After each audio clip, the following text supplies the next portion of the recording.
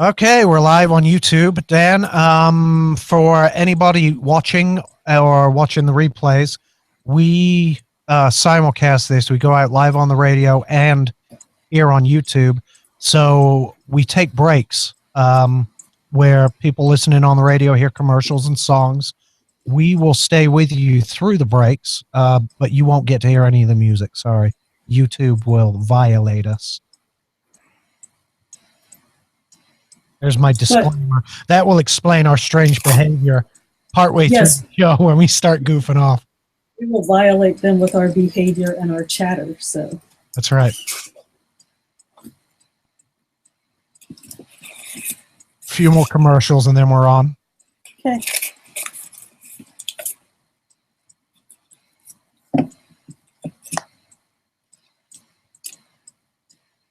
There goes my hero. Oh, I should message Diamond Dave. We went and saw him. You know Tommy Z from Barnacles? Yeah, absolutely. He flew down to Tampa from Jersey, so I hooked up with him in Tampa. And he was my running buddy for the trip. Oh, was he? Oh, yeah. And then he and I went to, we left together, well, relatively, within a few hours of each other from the Tampa airport. So we rode out and saw Diamond Dave. How is Dave? He's good.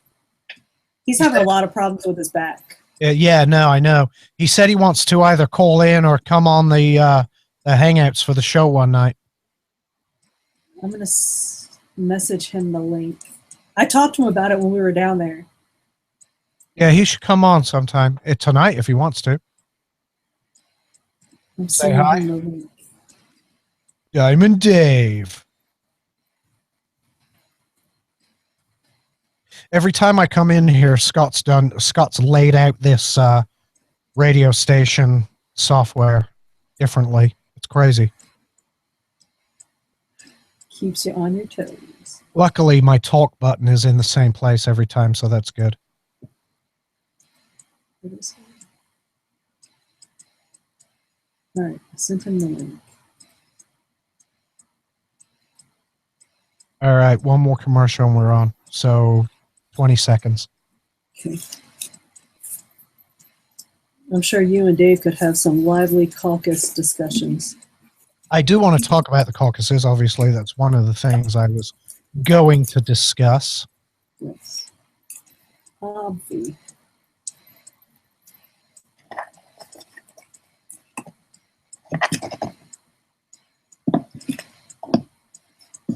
right, here we go. Hello. Yes. Hello. It's what, 7:00 something Tuesday night tech talk with me, Alex XanderMac. How are you? And my co-host, the lovely Danielle, who's on YouTube right now. Hello. Danielle's in the Google Hangout. If you go to the Tech Talk Facebook page, there's a link to the Hangout and the phone number to the show. So feel free to jump in or give us a call. And if you have any tech questions or just want to talk about stuff, feel free, call on in. How are you, Danielle? You good? Back from Florida? I am well. Back from a quick jaunt to Florida. It's snowing here. Obviously. We're expecting, I think, 3 to 5 inches tonight. Well, that's good. Yeah, we've had a nice little break from it. It got up to the 40s this weekend. Oh, so, well, yeah, it was 75 degrees here. Yeah, that's what Mama was saying. Yeah, when I got here. We were going to talk about something at the beginning of the show, and you were going to inject a story. What was it? Drones. Right. Oh, yeah, that's right. So, Jesus, yeah, Alex. I know, I'm rubbish at this. So, I got here early today, and I brought my my drone thing, quadcopter, whatever they're calling them these days. And I was out by the lake flying around, and it's really windy today. It was a beautiful day, 75 degrees and sunny, but it is super windy out there. On the ground, it was probably blowing 15 miles an hour, gusting on the ground. So up in the air, who knows? And so I figure, what the hell, I'll fly. Live dangerously. Why would you really? Yeah. So I take the Phantom out and I throw it up in the air, and I live streamed it to YouTube and recorded a couple of videos, and I did a few passes around the lake, and just had a bit of fun flying around, got low to the water and lived dangerously for a bit. Then I brought it back to the studio and decided to test my flying skills by turning off the GPS mode. So it flies using GPS by default to help keep its position. And you can turn this off, and it will then hold its altitude using its barometer, but everything else is up to you. And I was about 50 meters up in the sky, and I could see just to hold its position, it was having to bank about 30 degrees. So I thought, you know what, let's turn off the GPS and see if I can hold it in that position manually. I flick it off, and I'm there struggling with the controls, trying to get it. And before you know it, I'm 150 meters away. The wind had dragged it like far off, and I'm almost about to lose sight of it behind some trees. So I flick the GPS back on, which immediately stabilizes it and allows me to fly it back. But man, I'll tell you, in high winds, I've flown it in what's called ADI mode. I've flown it without GPS before, but it was calm conditions and it was pretty easy. In windy conditions, that's going to take some practice. Well, you know what you would have needed? One of those, to bring it back for me? Yeah, a trained Dutch eagle. I know. To snatch it out of the air. Oh, they're amazing. Drone catching eagles. Uh-huh. See, you were asking what those things are good for? Yeah, going and rescuing my drone in high winds. Arrogant twats that think they don't need the GPS. It would. Well, it was obviously it was just I was testing my own skills, which are apparently severely lacking when it comes to flying without the GPS. So yeah, a drone catching eagle would have been fantastic. I'd be so pissed though, because eagles aren't the most gentle creatures, right? They're a balls out, kill it and crash it type of animal. So I think I don't know. I mean, they got those big, long, bony fingers. They would just snatch it out the air and take it with them. Did you watch the video of it? Yeah. Well, I watched a video. I don't know. Yeah, I saw a video. He flew in. Yeah. Grabbed it at the top. The propellers were still spinning, so the propellers must have been smacking on his little eagle legs. Didn't phase him. Didn't let it go. Kept hold of the damn thing. Flew down into a wall and crashed it on top of a brick wall. I'd be pissed. Yeah, I don't know if I watched the whole video then. And I asked you. I said, well, why would anybody need that? Why would the Dutch authorities need this? What is the purpose? And you said what? Capturing rogue drones. I'm reading the article right now. Right. But what do they define then as a rogue drone? I don't know. People out being naughty with their drones. Right. Like but people what is bombing and the like. I don't know what being naughty with a drone is. I really don't. Whatever the rules are for droning, doing other things. I mean, flying in a restricted airspace, I could probably understand. Right. I don't know. It just seems very mean-spirited. If somebody's flying in restricted airspace, just walk up to them and say, hey, could you bring that back here and land it? Alex, stop it. Stop it. You're being silly. I like my drone. I like my drone, and I do not want it getting attacked by a damn eagle. Then I believe you're probably safe from the nefarious drone snatching eagle. Well, I also don't live in communist Dutch land. Where was this? Was it Denmark? People are out to do It was Denmark. Yeah, they're a bunch of weirdos anyway. Yeah, Netherlands somewhere. I don't know. Yeah, people are out to do naughty things. They are. Yeah, don't act naive. They wear clogs and dance around maypoles. There should be fucking eagles to destroy them when they do that nonsense. Uh, Moving on. yeah. Moving on. Oh, this. Mm. Look at this. Oh, This, yes. Oh, this my God. anybody, those observant ones might notice that this is black and not silver Right. because my electronic cigarette had to go in for service. So the power button, the power switch started to stick. Well, not stick. It was getting harder and harder to press to fire the atomizer. So I thought I would kill two birds at one stone with one stone. I would send it in and get the thing cleaned and the power button fixed, but also upgrade the chip inside of it, the DNA 40. And I was going to upgrade it to the newest revision, which has a resistance lock on it. So I can put my atomizer on there and lock the resistance for temperature control. Okay. So the guy over at Vapor Flask I was talking to was Preston, and he said it's $85 to upgrade the chip and 25 to do the power switch. And I said, so 115 total. He said, no, if you do the chip for 85, part of that process will be actually redoing the power switch. So I said, oh, brilliant, $85. So they sent me a shipping label and I boxed it up and sent it off. They did the upgrade and sent it back to me within a few days, which was nice.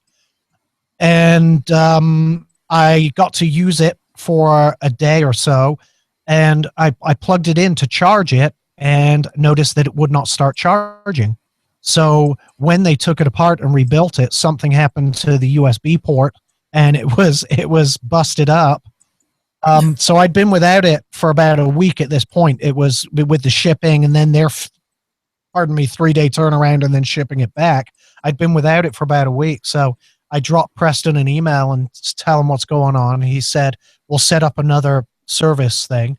I said, well, do you have a loaner I can use because I've been without it for a week?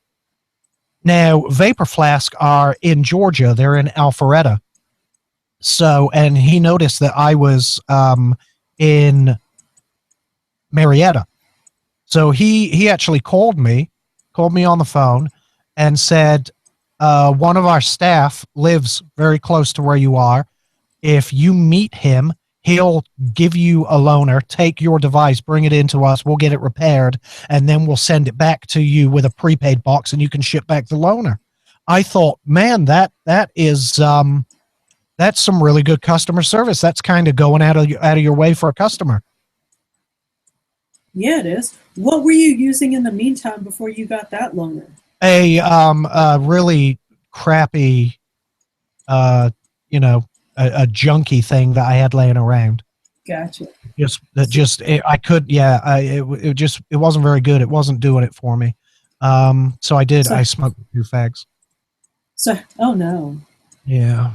I don't like that story at all. Yep. Well, now I have a loaner, which it's another flask. So it fires my K-Fun on temperature control. So now I'm a vaping machine again. Good. Quick vape right there. Nice. So yeah, I thought that was great customer service. That's fantastic. Yeah. So anybody that's a vapor, if you are looking for a device that the manufacturer will stand behind and take care of their customers, look no further than the Vapor Flask. The company name is now Vape Forward.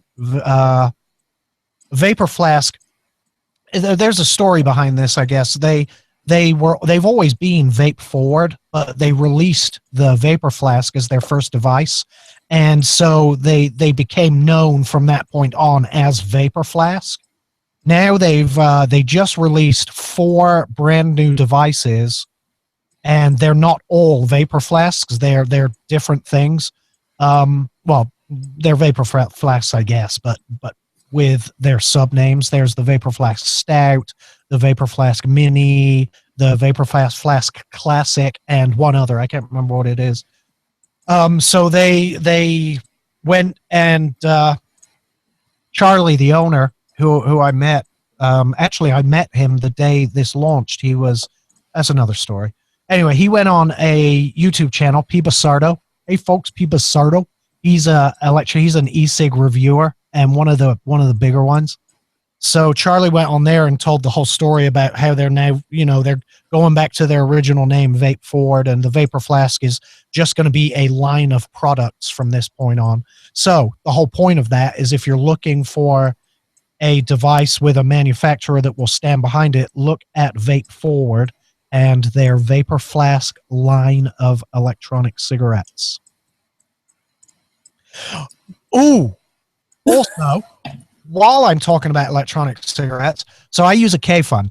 This is a K-Fun Lite Plus V2. That's the silver thing on top of here. It's my atomizer. And I've used K-Funs really since the first K-Fun Lite was launched. And that's, I don't know, 3 years ago, 4 years ago, maybe.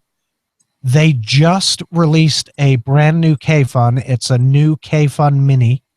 It's going to be similar to the size of this, and it has certain advantages over this, like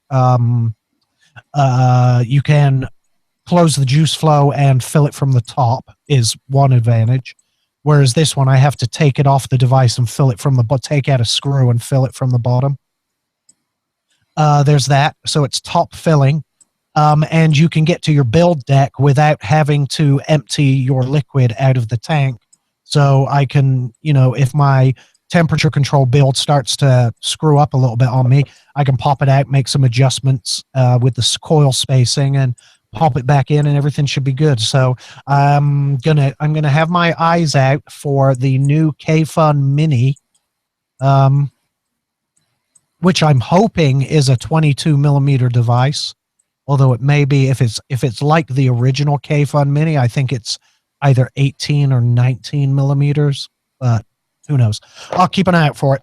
So there's electronic cigarettes. How's that? That was awesome, wasn't it? Very cool. I really like that. Preston Knight is the kid over at Vapor Flask, or Vape Forward, I should say. He's just a young guy, but he runs all of their social media, and he's very active on the Vapor Flask Facebook owner's Facebook page. And he's always interacting with customers and taking care of them. And people love them because of their customer service. This is my first experience with their customer service. And it's a shame that they sent it back to me with a dodgy USB port, but I think the way they've handled it is awesome. Giving me this loaner and actually coming out to me and meeting me and swapping this out for me. I think that's brilliant. Yeah, that's great. Mm-hmm. Because what could have been a bad experience for you has turned into a great. Yeah, and I will, exactly. I'll plug them to anybody I know that's going into vaping. I will certainly plug Vape Forward. When we get back from the break, I will talk about another customer service dilemma. Not dilemma, it's just a thing that occurred at my pistol class, my tactical pistol class over the weekend. It's not very interesting, but I'm going to talk about it anyway. Cool. All right, we'll be back in a few.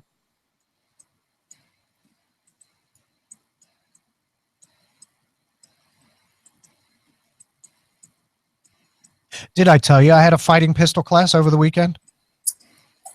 Sort of. I knew that you were having it as we were shopping for your outfit, remember? And I knew that. Oh yes, I'd already scheduled it. That's right. Yes, and I knew it was it was going to be the end of the month. That's right. I'm hoping to go to another on February 20th. Oh, cool. Well, assuming it hasn't sold out yet, it may be, because they only allow 20. They only allow 20 people per class, and I'm wondering if I've waited too long to sign up for the February 20th class. Let me see calendar.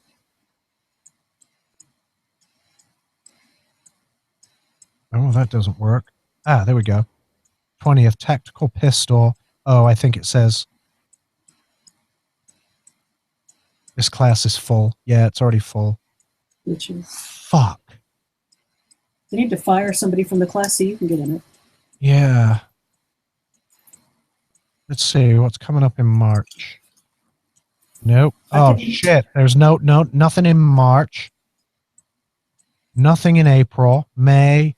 Oh no, I'm gonna have to send him an email and see if I can weasel into that class. See if there's a waiting list. Like an alternate list. I'm just gonna send him an email real quick and a lame bloke that doesn't recognize timelines list, because that would be you. Do what now? Nothing. Just making fun of you on the YouTubes. Hey, I flew to Florida on a budget-friendly airline. Oh yeah, which airline? Spirit. Oh, how was it? It was very budget-friendly, but not bad. I was thinking we could talk about it on the air if we wanted to. Yeah, we can. I mean, it wasn't as budget-friendly for me as it would be for some people because I just bought all the frills. Technical. Oh shoot. Sorry. It's okay. Wow. I am sorry. Technical Pistol 2. This class is full. Look for there are no future dates. Damn it. All right, I'm send him an email.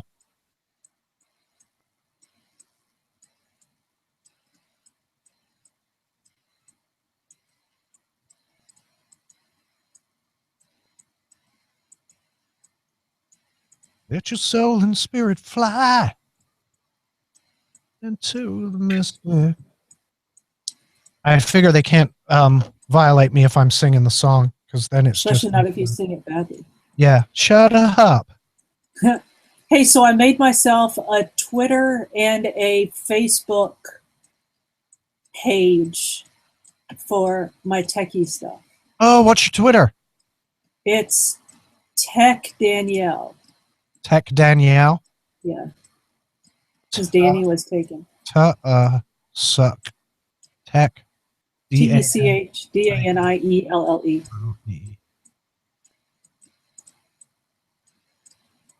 Is that me? Tech Danielle. Sweet. I'm following you. Is it one word or just okay? One word. Of course it's one word. Oh no, now I need the big iPhone. There you are. I need the big iPhone that has the 2-finger text selection thing. Oh yeah, there you are. Did you say you're following me? Yeah. Didn't say you were. Well, it's lying, bitches. Tech Danielle. Yeah, okay, yeah. Follows me. File and Gadgy in the Northland. Yes, you are. That as north as it gets. No, there's Norther. Oh, so you retweeted this about Sanders supporters bring on the conspiracy theories? Yes. Did you not see the videos where they literally caught what's her name? Yes. Hillary Clinton. Yes. Hillary Clinton people committing voter fraud? Yes. Dude, yes. Oh, I think we're on in a couple of minutes. Minutes or seconds? Seconds. Possibly. Yes, we certainly are. All right, hold on. Okay.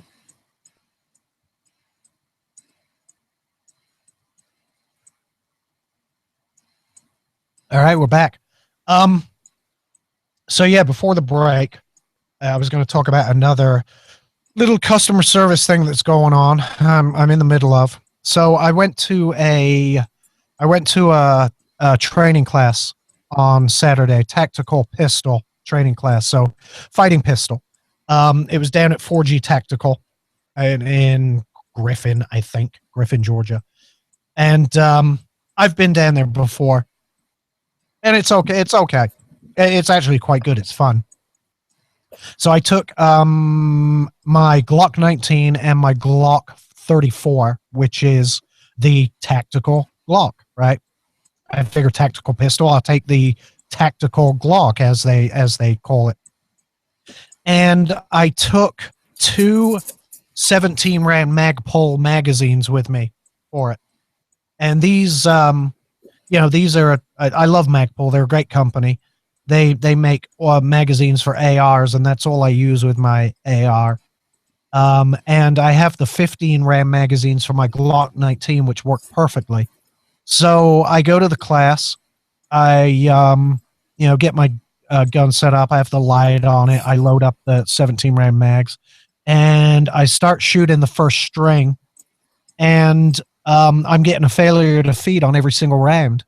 Now, so the slide's going back and it starts to come forward. It strips a round off the magazine, and it's supposed to load it into the chamber so you can, take the next shot. Well, it's not loading it into the chamber. It's getting stuck. And so I immediately do an emergency action drill, tap and rack, but all I have to do is tap it, and it jumps straight back into battery. So I shoot the first string of fire this way, and we're shooting on a timer. So, I want to say it was just the very first string was very simple. It was just 6 rounds in the X we were at 7 yards. So every round I'm having to slam the magazine, and push, go back out and take the shot. And I still do it within the time limit. And they're all in the X ring. So it was good. So I take immediately I scratch that magazine to mark it and load up the other magazine. Same thing starts to happen. And I hadn't taken my factory Glock magazines with me. So I ended up having to switch to my Glock 19 to shoot the rest of the class with, which is fine. I love my 19. I carry it every gun. Great gun. And the class was fantastic. I did finish first in the class, by the way, just so everybody knows. At the end of the day, right before we go into the shooting house, we shot a qualification, and I dropped. They had me down as a 47 out of 50, and I could see where I'd pulled 2 shots, and I said, "So where's the third one?" And they went back over my target and found another round on top of a round. So I ended up with a 48 out of 50 on the qualification, which was great. Highest in the class. Thank you very much. Good job. But some of the drills were fantastic. So some of the more difficult ones, we loaded up 1 magazine with 6 rounds and a second magazine with 3 rounds, and started prone, laying on my stomach. There were 6 balloons. The balloons were blown up to maybe 6 inches. 6 balloons hanging from a string, blowing in the wind 15 yards away, right? 15 yards away. So starting from laying on our stomachs, I had to shoot 3 rounds prone, then roll over onto my back and shoot 3 more rounds, roll back over, do a reload, and then shoot a steel plate, or it's actually a paper plate in this instance. Shoot a paper plate that was at 15 yards, laying down, hop up onto one knee, take another shot at the paper plate, and then up onto 2 feet and shoot the plate a third time. And we had a time limit of, I want to say it was 25 seconds. And I'm the only person that shot that clean. And I shot it clean with 1 round. Most people didn't even get past the balloons. They had 9 rounds and couldn't even shoot all the balloons. I ended up with 8 rounds because when I pulled a magazine out of my pocket to load it, it must have stripped a round off the top of the magazine, and I found it in my pocket later in the day. So let me move this thing out of my way. So I actually shot that string with 8 rounds. Had to reload early for the last balloon because I had 5 rounds, so 3 on my stomach, 3 on my back. I'd got 2 off and then locked open, so I had to reload and take out that last one. But yeah, I'm the only person that shot the thing clean, and I did it with 1 less round than everybody else, so that was pretty sweet. Well done. Yeah. Another drill, which was so that's, you know, shooting from different positions, and we were shooting from laying on our sides and, you know, upside down and crouching and kneeling and all different things. So that was fun. You don't get to do that in a static pistol range, so it's really nice to take a class just to make sure you're honing those skills, or and if you've never done it, then to shoot it that way for the first time. Another drill we did, which was a lot of fun, was do you know what a shooting tree is? No. Okay, so it's effectively 5 steel plates on top, one on top of the other, on a hinge, and when you shoot it, it swings and pops around the other side. So one of the drills was starting at the 20-yard line, walking from the 20 to the 10-yard line while you shoot the steel tree. So you have 5 rounds there, you know, bam, bam, bam, bam, bam. Then you have to turn 90 and walk down what would be a hallway, and there are barrels that they've set up to define this hallway with openings, which are doors. So you walk down the hallway, and as you're passing the door, there are steel plates about 15 yards away from you inside, which you have to shoot on the move, and there were 3 of those. And that one, I was not the fastest, but I did shoot it. I think not. It wasn't. I missed. I hit 4 of the plates on the tree, but I hit all 3 of the steel plates. But it was still the best shoot of the day, so that was good. But it was a lot of fun. And then we did after qualification, we went into the shooting house and did some room clearing and shit like that. And it was a lot of fun. It was an awful lot of fun. A lot of that stuff I've done before anyway. But it's always nice to go down and, you know, get a refresher, and you learn from somebody new. You always learn something new. So It's a lot of fun. I enjoyed that a lot. Like I say, I sent him an email. There's another class on the 20th of February, but it's fully booked. So I just sent him an email to tell him if anyone drops out, let me know, and I'll go take that class also.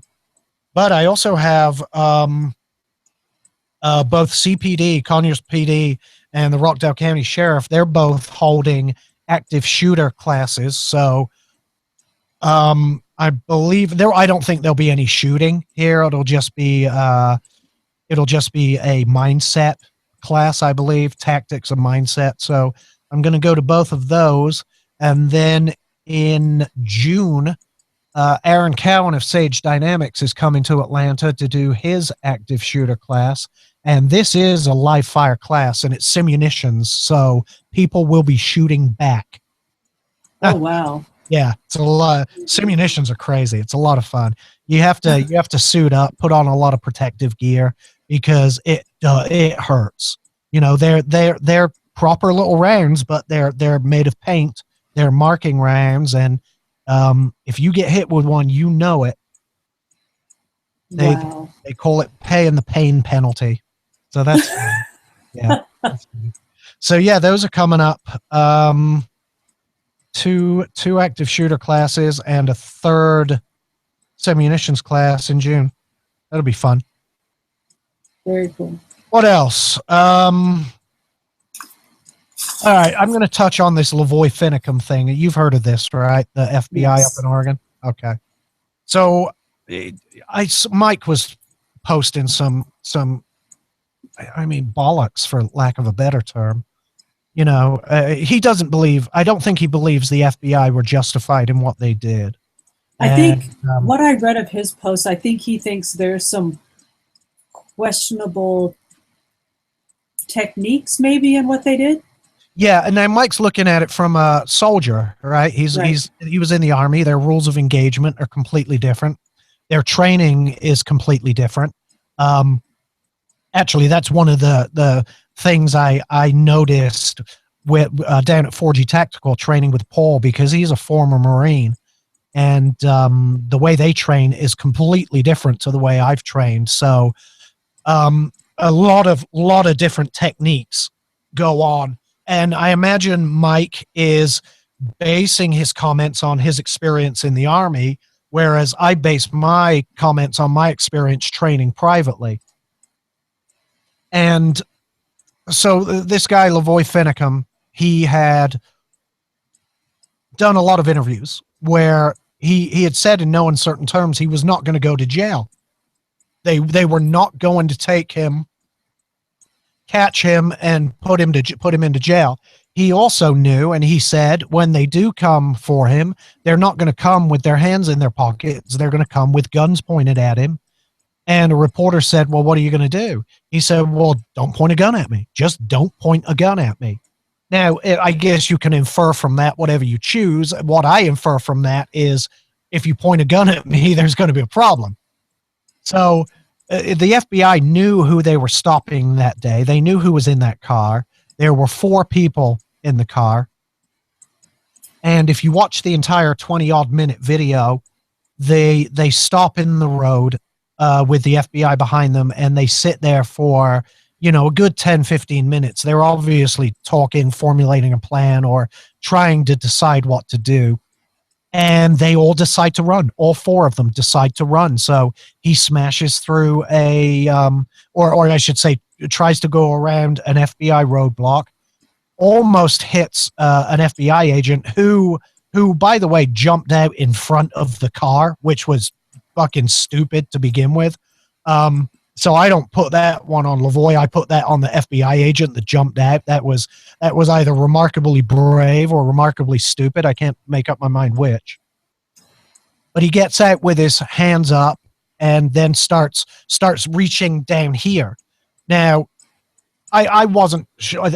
I said to Mike, I said, the only question what I have is, was he reaching for a gun, or was he reacting to being shot? Well, a couple of days ago, I watched a new video. It was and Mike said, well, he carries a revolver in a holster on his right hip. And I said to Mike, how do you know that? Because I've never seen a single photo of this man with a revolver, with a gun on his right hip. I've only ever seen him with his rifle.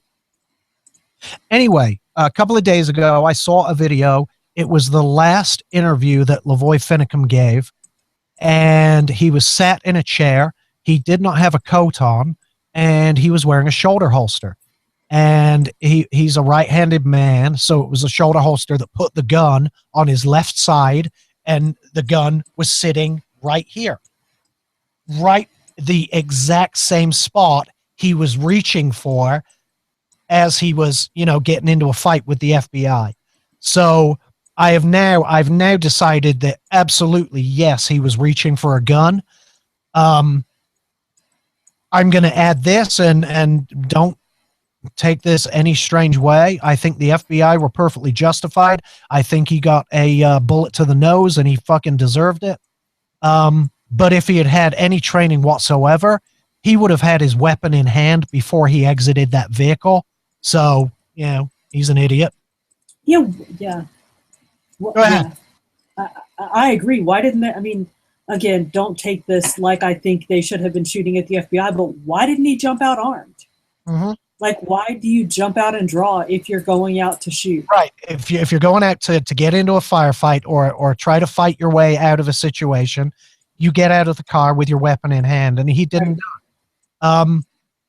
I'm sure that other video will come out of this that again will exonerate the FBI even more. But yeah, I think they were perfectly justified in what they did. Then there were a lot of complaints. Mike was saying, well, why didn't they go tend to the body? Why didn't they make sure or offer under aid? Well, there were 3 other people in that vehicle. 3 other people who they know were armed, who had a clear line of sight to the body of Lavoy Finicum. And if any agent would have approached, they would have been in the line of fire. I would not have sent anyone to that body. I would want to secure the scene, get all those, get the other 3 under control, and take care of the situation before attempting to render any aid. But also, when you just shot the guy in the nose, Right. Not really in a big hurry to render aid, are you? Yeah.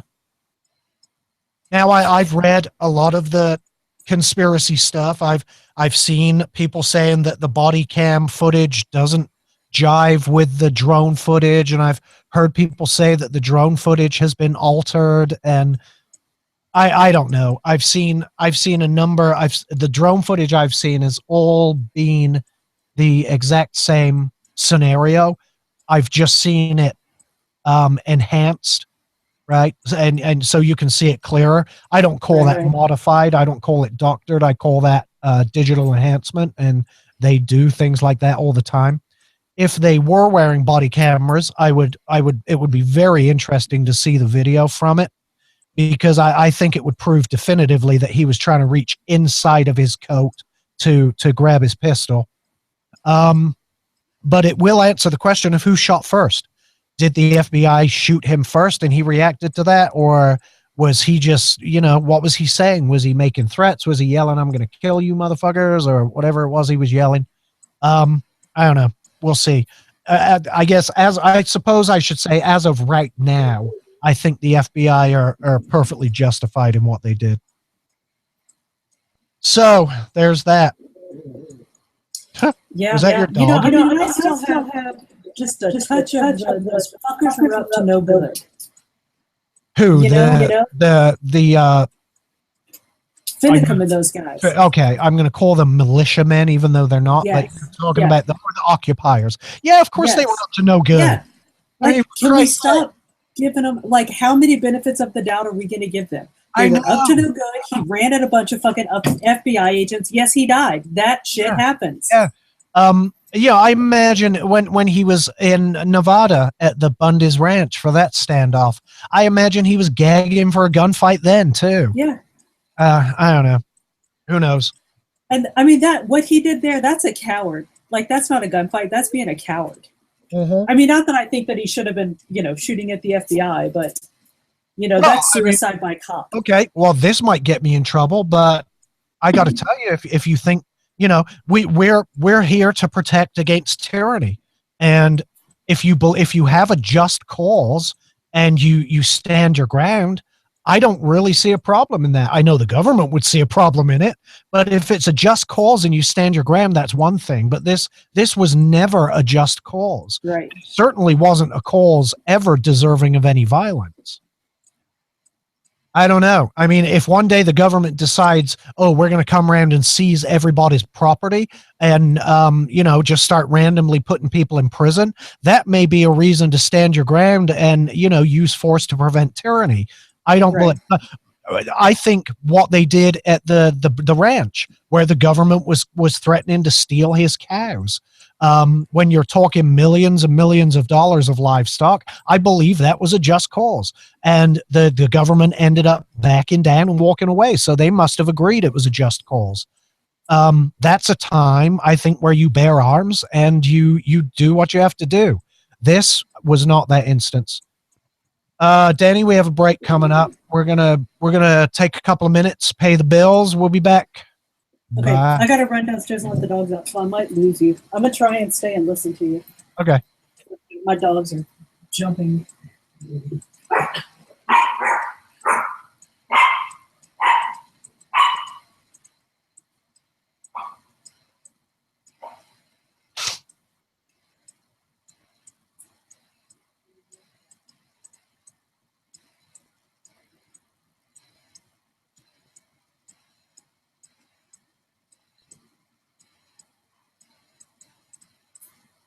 Yeah, I know Michael disagrees. Well, I'm sure Michael disagrees with me. If he's listening, he'll be probably sending me messages and griping.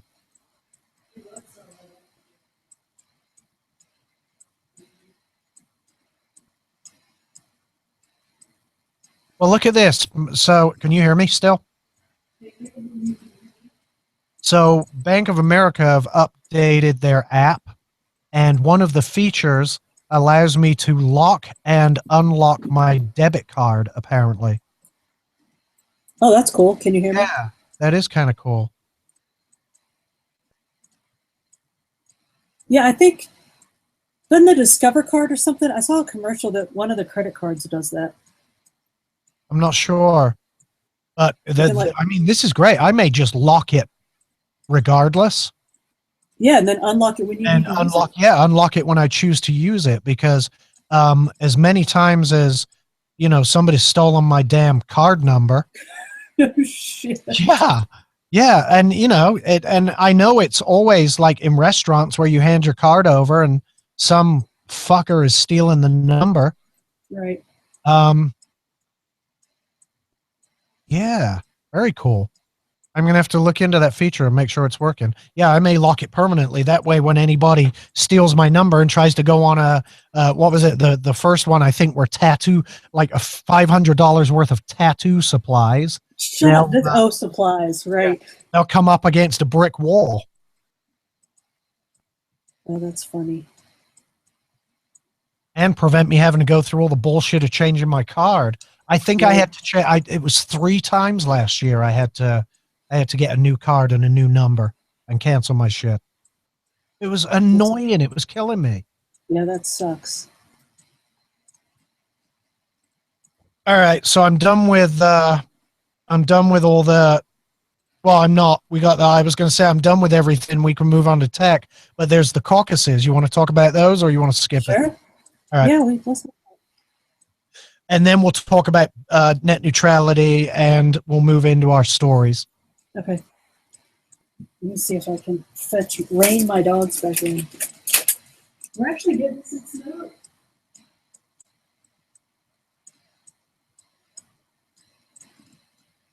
Why is my damn phone not charging?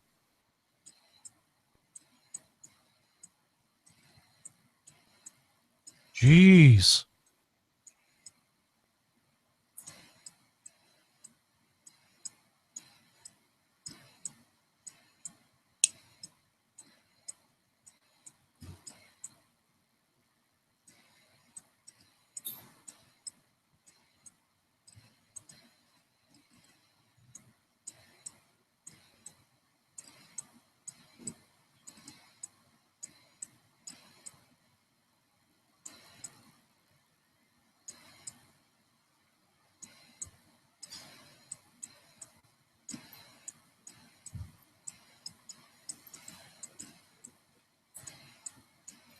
Hey.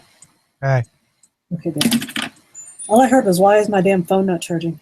Yeah, I plugged it in like an hour ago, and it hasn't gone up a single percentage.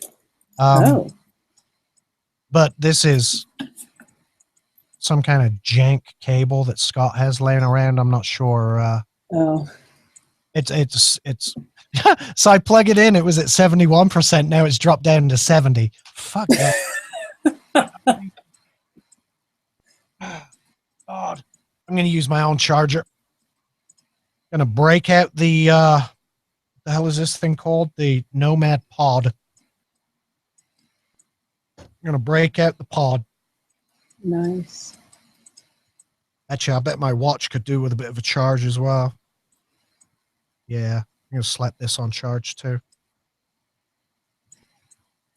Oh, but yeah, so Spirit Airline was not bad. It was actually good. It was just, the fare that you pay is for your seat and like your, not even a carry-on, but like a backpack size personal item. And then everything else you pay more for. Like if you want to pick your seat, you pay more. You want to carry on, you pay more. Anything checked? Do what? Glass of water. Yep. You buy like a bottle of water, you pay for it. Bag of chips, you pay for it. But I tell you what, I mean, you know me, like I got all of the added ons. Round trip to Florida, and I got a deal on a car. It was half the price it would have been to fly Delta. Wow.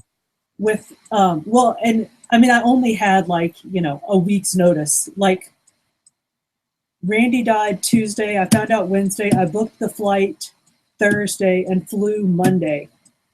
So, but yeah, like in that short time span, it was like $360 round trip Minneapolis to Tampa, and it would have been $650 easy on Delta. Yeah, wow, that's not bad. So yeah, And that was with checked bag and like the extra size seat and the carry on, and like I added all of the stuff.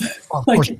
Come on. I mean, it would have been, I could have gone for the bare bones amount was like 180 round trip. Yeah. So, Well, you're never going to go bare bones, Dan. You know that. My one, not complaint, but my one thing to make people aware of is that the seats don't recline at all. So you can pay a little bit extra and get a little bit additional leg room, which I did. Or, Kurt did for me. I got into a Twitter fight once with some faggoty journalist on Twitter. Pardon my language, but he was. He was complaining about the person in front of him leaning his chair back, and I don't understand that. The person in front of you paid for that damn chair. He can do whatever he wants with it. And the guy was threatening to like kick his ass. Oh, I'll punch him in the face. I'll kick his fucking ass. No, you won't. You're a mouthy little shit that says crap on Twitter, and you won't do a fucking thing about it on the plane. So shut up. I'm gonna find out who that was, and I can't remember. It was some journalist for some liberal bullshit newspaper. Right. Pussy, self-entitled pussy is what he was. Right. Oh well, it's almost 8 o'clock. I'm gonna cuss apparently. But yeah, other than that, that was the one, difference between Spirit and other airlines that, other like normal airlines. Yeah. Not like the posh ones, but that you couldn't pay a little extra and make a difference with. You can talk about that when we go on air if you want. I have 1 minute to grab a Guinness. Hold on. Okay. Yeah, I'm going to grab a beer too. I'll be right back.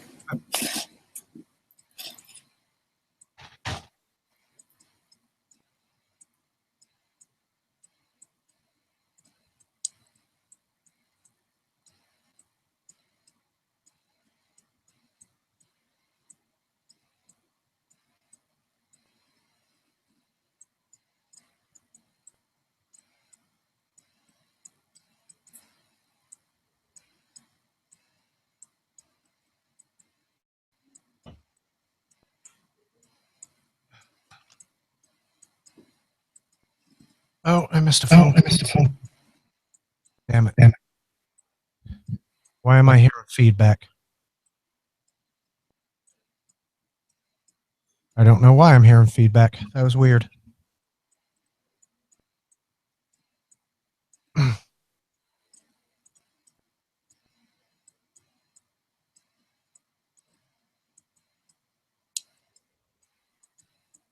Do do do do do do do do do. All right, we're back, or I should say, I'm back, as Danielle has disappeared somewhere. I think she was off to grab a beer. I have no idea even what I was talking about before we went to the break. Oh yeah, no. I'll tell you what I was talking about while we were on break. Danielle flew Spirit Airlines from wherever the hell it is she is, Minnesota down to Florida, unfortunately for a friend's funeral. And I think it's the first time she's flown a budget airline. And one of the things she mentioned was that the seats don't recline. And I was telling her about a fight I got into on Twitter with some self-entitled whiny liberal journalist who was on a plane bitching and complaining about the person in front of him who had laid back his seat. And my position on that is the guy paid for his seat. He can do whatever he wants. And this little journalist pussy was, oh, I'm going to kick his ass. I'm going to do this. I'm going to do that. I'm like, no, you're not. You're going to bitch about it on Twitter and do nothing else. So shut up. So, yeah. And of course, you didn't fly budget, did you, Danielle? Me? Yeah. This time? You flew on a budget airline, but did you go the budget route? Whatever. You chose all the upgrade. Well, I bet you had the in-flight Wi-Fi and. There is no in-flight Wi-Fi. Oh, really? Yeah. Oh, that's not good. So what do you do?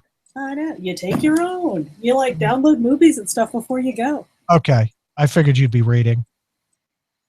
All right. So,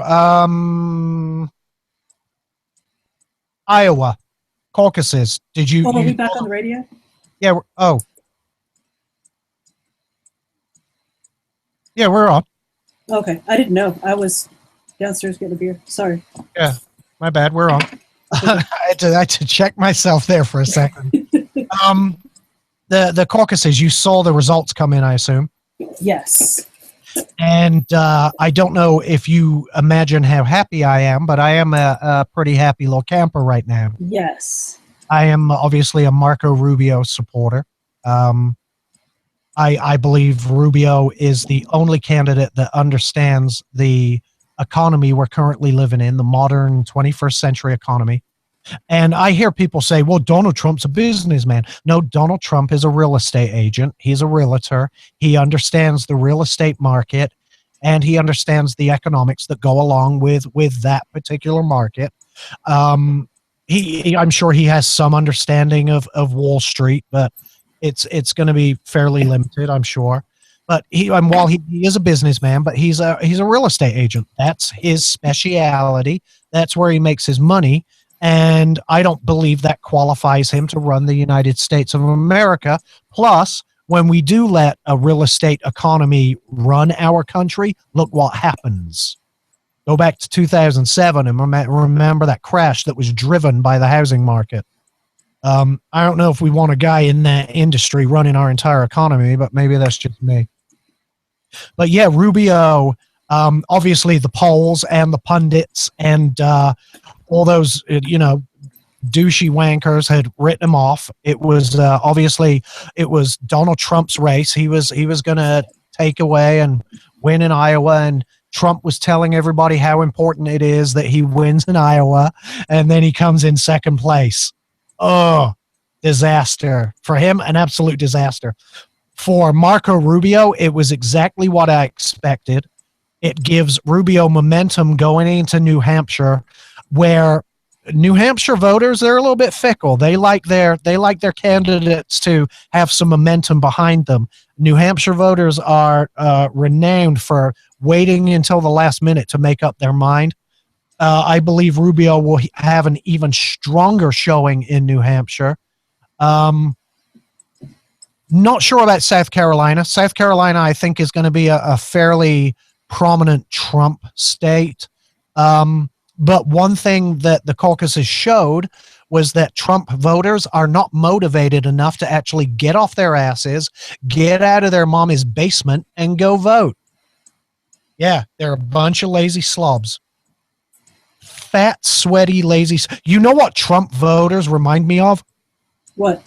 Cloud chasers. People that vape, that do cloud chasing, that have these big stretched out earlobes and like nose rings and piercings through their gums and that's what Trump voters remind me of. A bunch of basement dwelling trolls. But yeah, apparently, Cruz had a great game, a really strong ground game up in Iowa. And obviously Rubio did too, because Rubio pulled out all the stops, and he was I would have said cunt hair, but he was really close. I did say that. Sorry. He was really close to taking it away from Trump. It is not 8:00 yet. Yeah. So then, of course, Trump is all like, "Oh, I love you, Iowa. I love you, New Hampshire." His speech was worthless, absolutely worthless. No substance to the man whatsoever. Not even in his election, his caucus speech. No substance to him whatsoever. Now, however, so everybody knows what I think of Trump. Let's move on to Ted Cruz. Now, I actually kind of like Ted Cruz, but there are two real stumbling blocks for me as a conservative to ever get behind Ted Cruz. Number one, he opposes net neutrality. Ted Cruz is in the pockets of the media giants. He takes a shit ton of money from the likes of Comcast and Time Warner, people like that. And because they oppose net neutrality, his default position is to oppose net neutrality. I have to believe he doesn't understand net neutrality. Otherwise, there's no way he would oppose it. Even with he would just take the money and say, screw you, I'm going to support net neutrality anyway, or he just would not take the money. So there's stumbling block number one. Everybody should look up net neutrality. Dani and I think we are going to talk about it a little bit later. So if you want to understand what it is and how it works, listen in. The other issue is his tax plan. His tax plan is a VAT. It's a value-added tax. It's different from the fair tax, which would, effectively be a national sales tax. VAT is the value of the product assigned at the manufacturing stage, but collected at the point of sale. So it has its advantages, i.e., corporate taxes go away, which creates jobs and increases wages. It's supposed to replace payroll and income taxes, but it will add a VAT or a sales tax to everything you purchase. Here's my problem with it. And the biggest problem, the only way we could implement the VAT or even a fair tax, national sales tax in the United States would be in a way that protects the taxpayer, because it will be sold to us as a replacement for income taxes. However, if you look at every single country on the planet that has VAT or what you might call a sales tax, it is in addition to income taxes. They all, without fail, have also implemented income taxes and payroll taxes on top of the VAT. In some countries, it's outrageous. In England, for example, the VAT alone is 20%. So everything you buy, you add 20% federal tax to or government tax, whatever you want to call it, right off the bat, including homes and cars, and even big purchases are subject to the VAT. And then they also rape their citizens on every other tax, income taxes and poll taxes and council taxes and everything, beer taxes, cigarette taxes, fatty food taxes, sugar taxes. It's absolutely outrageous. So my suggestion for a VAT would be a constitutional amendment that guaranteed that it was a replacement for income and payroll taxes and possibly corporate taxes. And that also said the rate of taxation can only be changed every 4 years, or let's say every 2 years, at a national referendum by the people.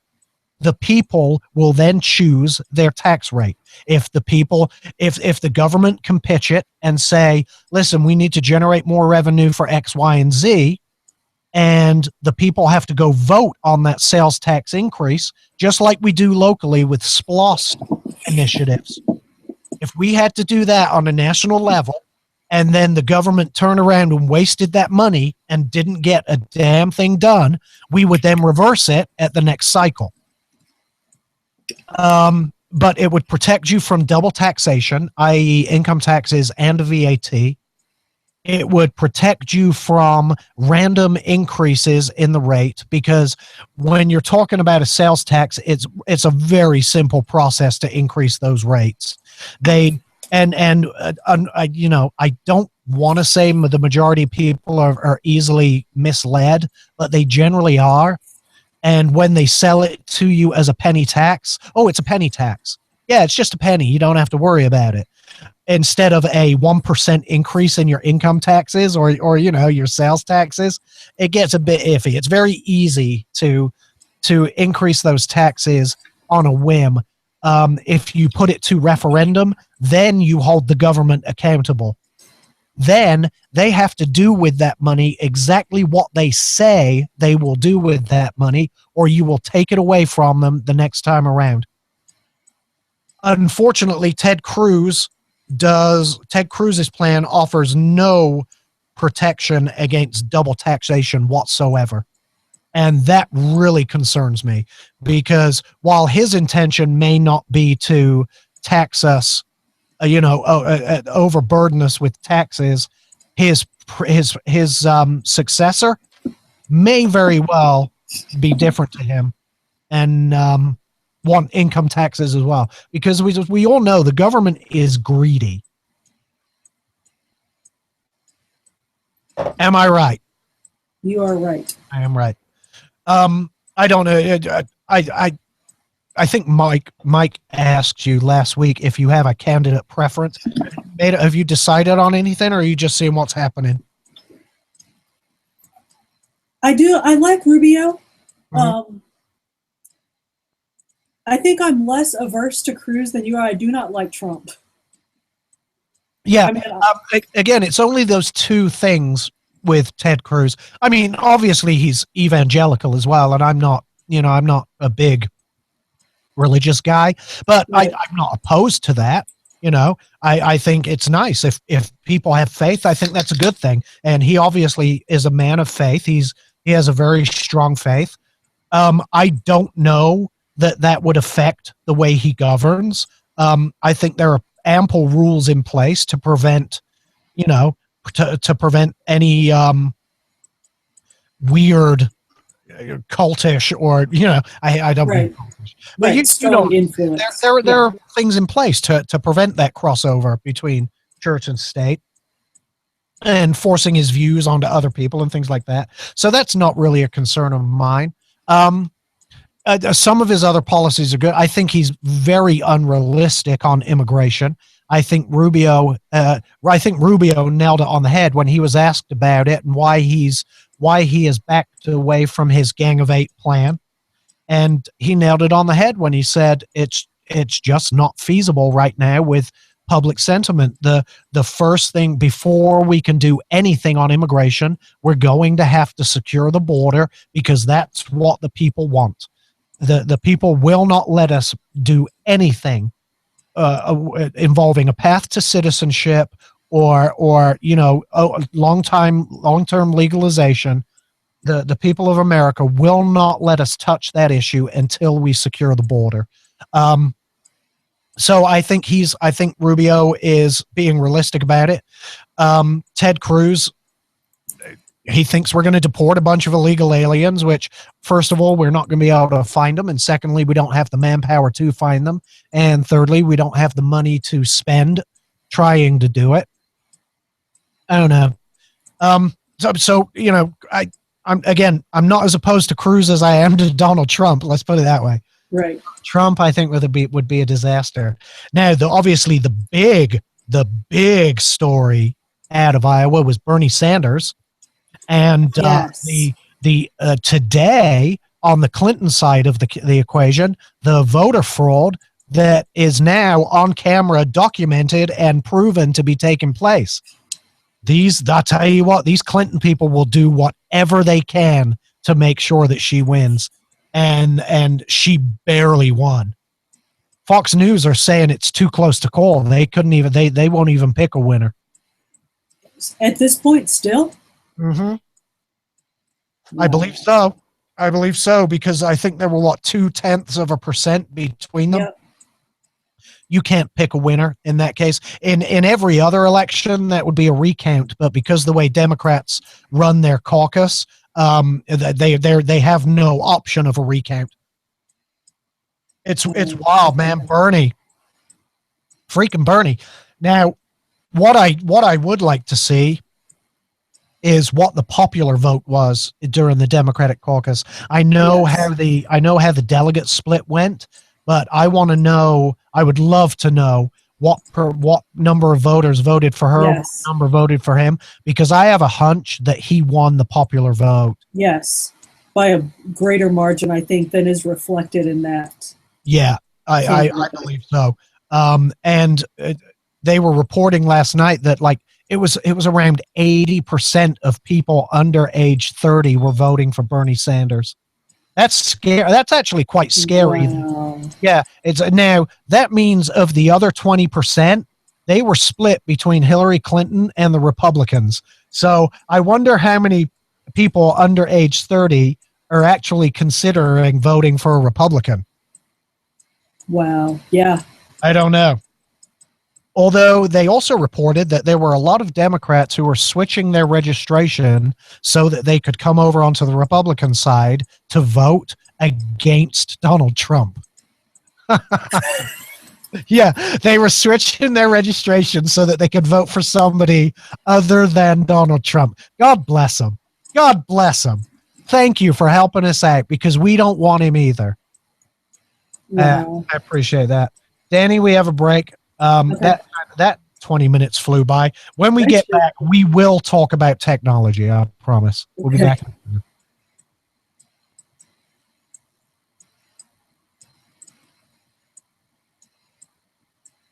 Okay. So yeah. All right.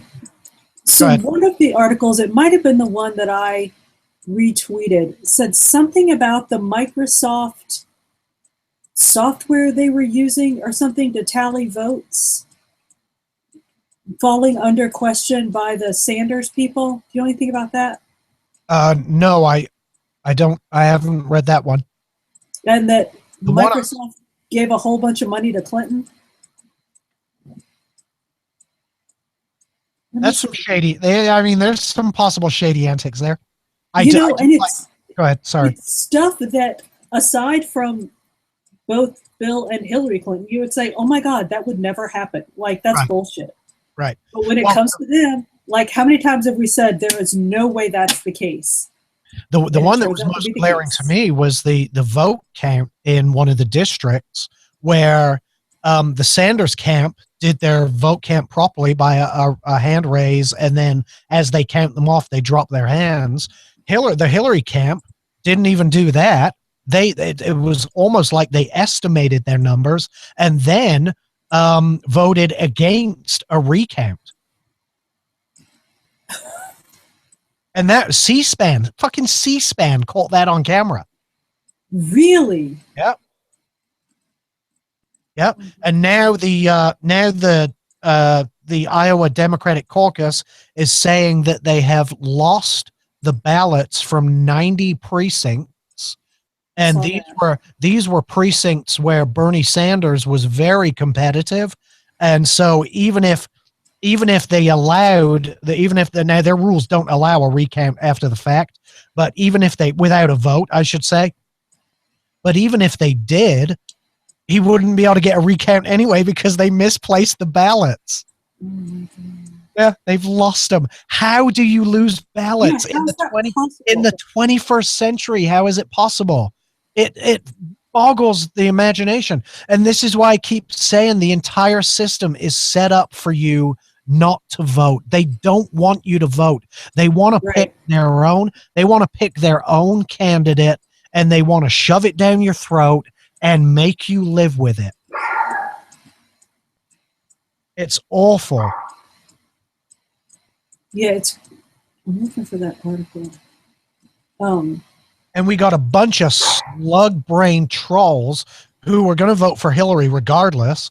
Right. Even if the FBI came out and said we're going to indict her Tuesday, they would still vote for her Monday in New Hampshire. Or whenever. I think it's Monday in New Hampshire. I think you're right. Bunch of brainless dolts.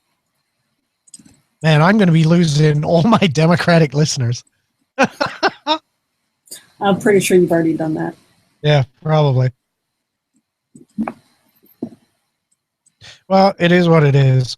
You know, I don't like her. I think she's a criminal. I think she's a traitor. And here we go. On Twitter, people pointed to the Microsoft software being used by precincts to tally the votes as the potential source of misreported votes, especially after the platform suffered an outage during the caucus. The Sanders campaign had previously questioned using the platform, with aides noting that Microsoft executives had donated hundreds of thousands of dollars to Clinton throughout her career. Yeah. Shade. Shady, it's like those stories you hear from electronic voting machines where they pick one party and the machine picks selects the other one for them. Right.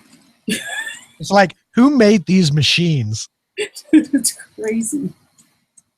I mean, it's really not funny, but you just can't help but laugh. It's funny in the 21st century when every other country has this down to an art form.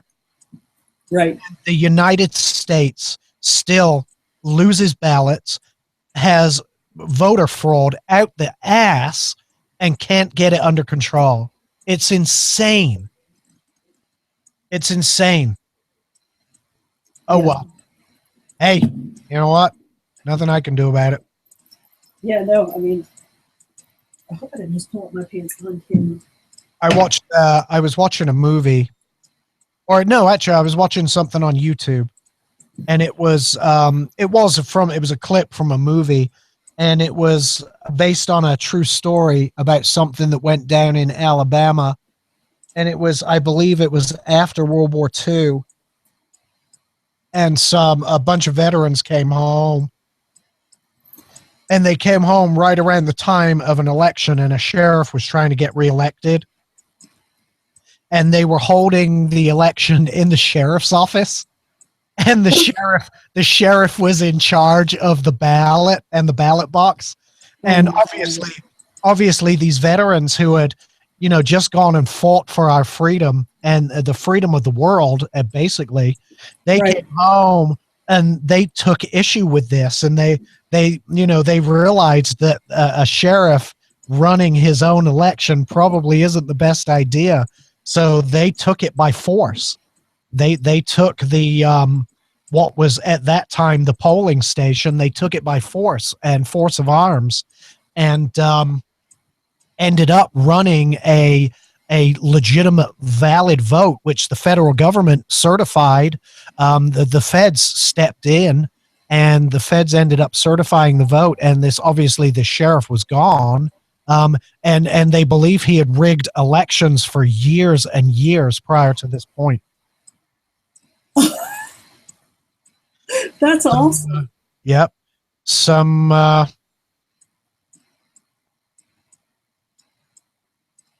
Sorry, I was reading a message from Jacob. I'm not sure he was talking about.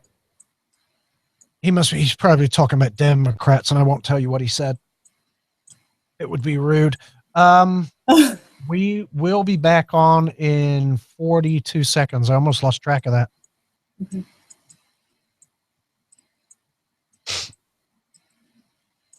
So yeah, let's talk about that net neutrality story. Okay. I mean, I don't have much to say. I just really wanted to bring that article to your attention because I figured you would have. We'll have the discussion that we had before the show. Yeah.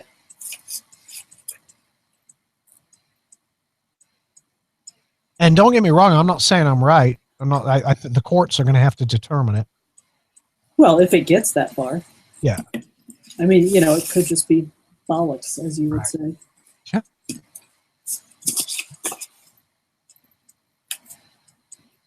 Speaking of bollocks, I finished watching The In-Betweeners. I'll have to finish that soon. Here we go. 3, 2. And we're back. All right, so let's move on to some technology. Before the show, Danielle sent me a link to a story. Danny, go ahead and tell everybody what the story was. Well, it's an article about T-Mobile's Binge On program, which allows T-Mobile subscribers to watch certain streaming video services without having it count against their. Alex, help me out. With an actual Binge On partner, the video you watch will not count against your data allotment. And with non-partners, the video is compressed down to 720p and streamed to you at that bit rate.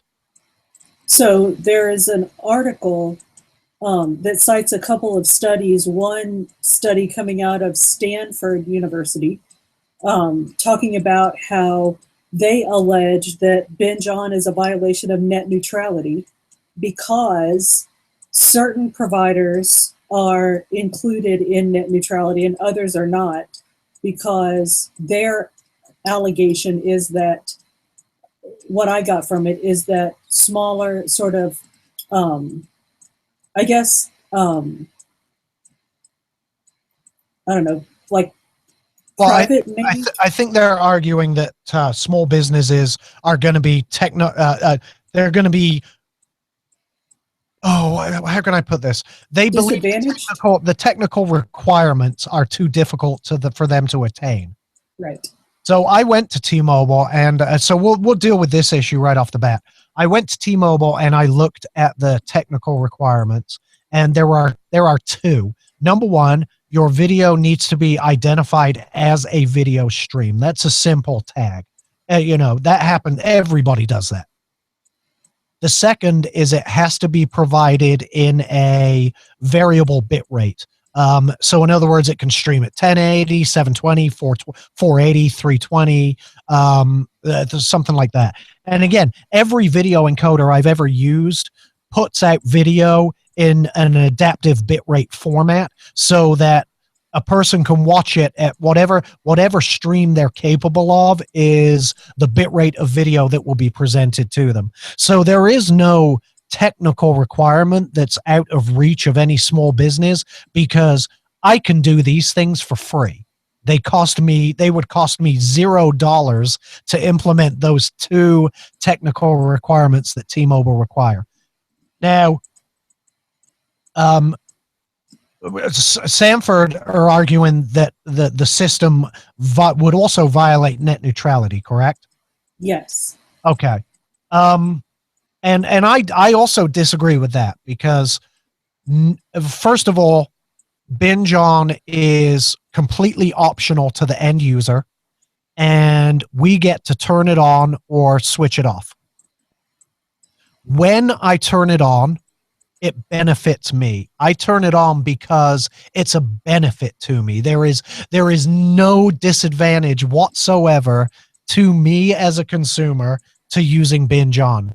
If I'm watching video from a binge on partner, I get to watch it without, it does not affect my data plan. Now remember, no money is changing hands. The partners they're not paying T-Mobile to prioritize their traffic.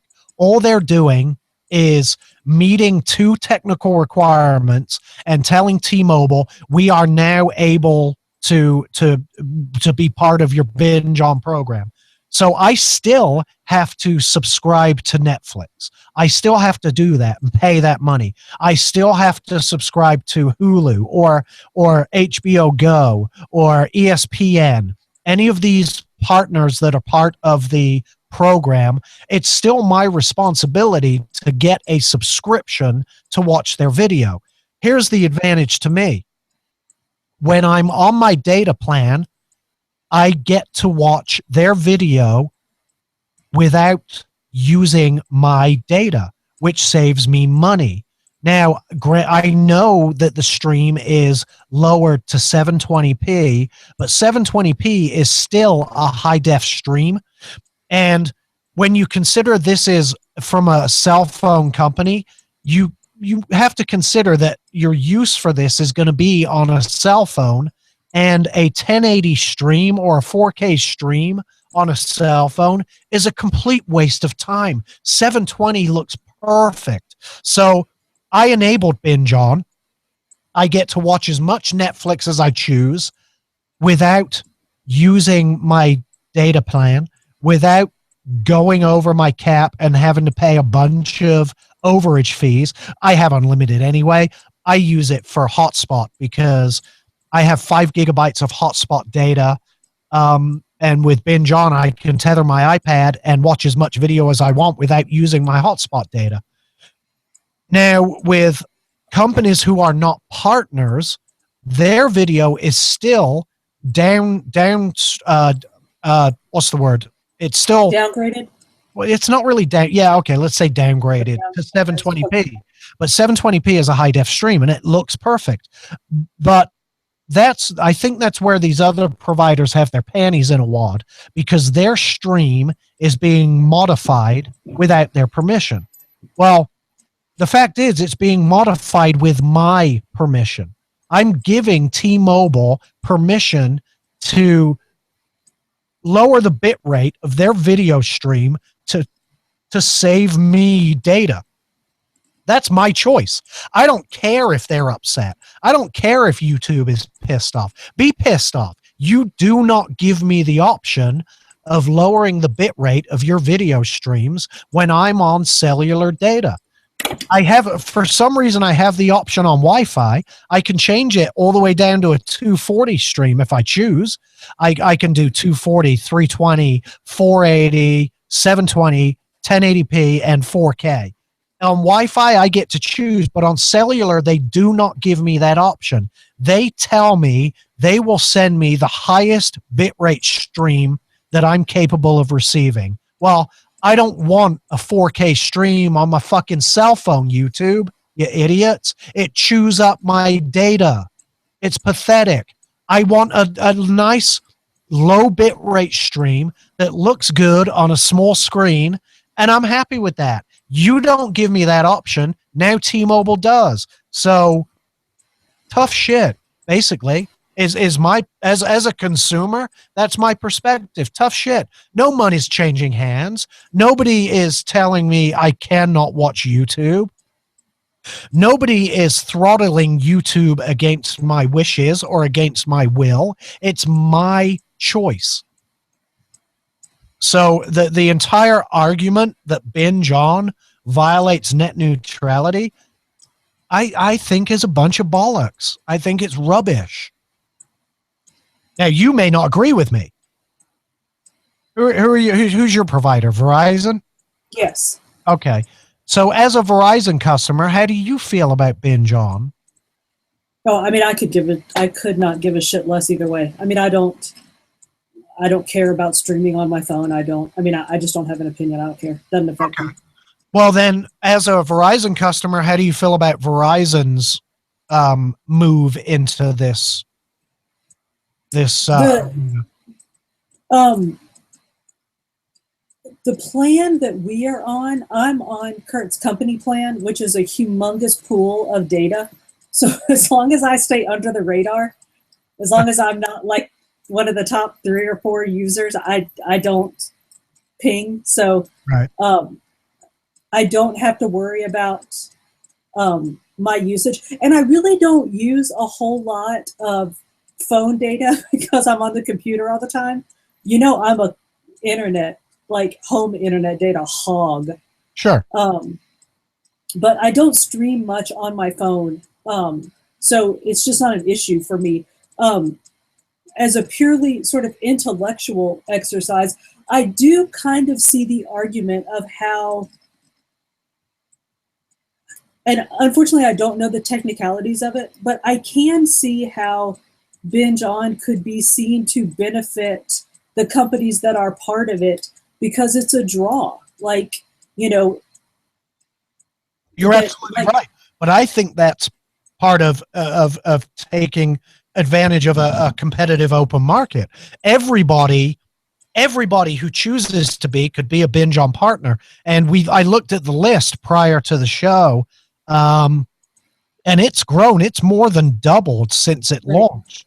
And there are some big players. Oh, but yeah.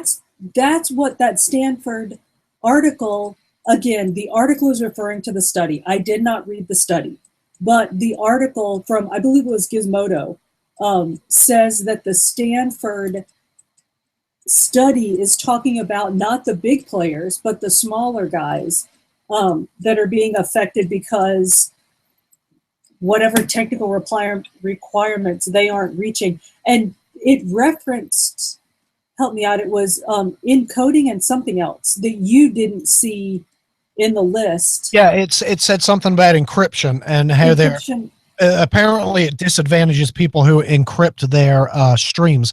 The thing is, though, Netflix encrypt their streams. Right. I'm not sure how this is a disadvantage. That's again a very simple process of running your stream through an encryption piece of software and then sending it out. But you don't encrypt the whole thing. You encrypt the beginning and then you encrypt the end, and everything in You between. can't get to the As middle. long as the initial connection is made securely, the actual streaming portion just streams normally. And I Right. gotta tell you, if these small companies are not using encryption, I don't want to use them anyway. So Right. I'm not sure what Stanford's argument is there. I don't know.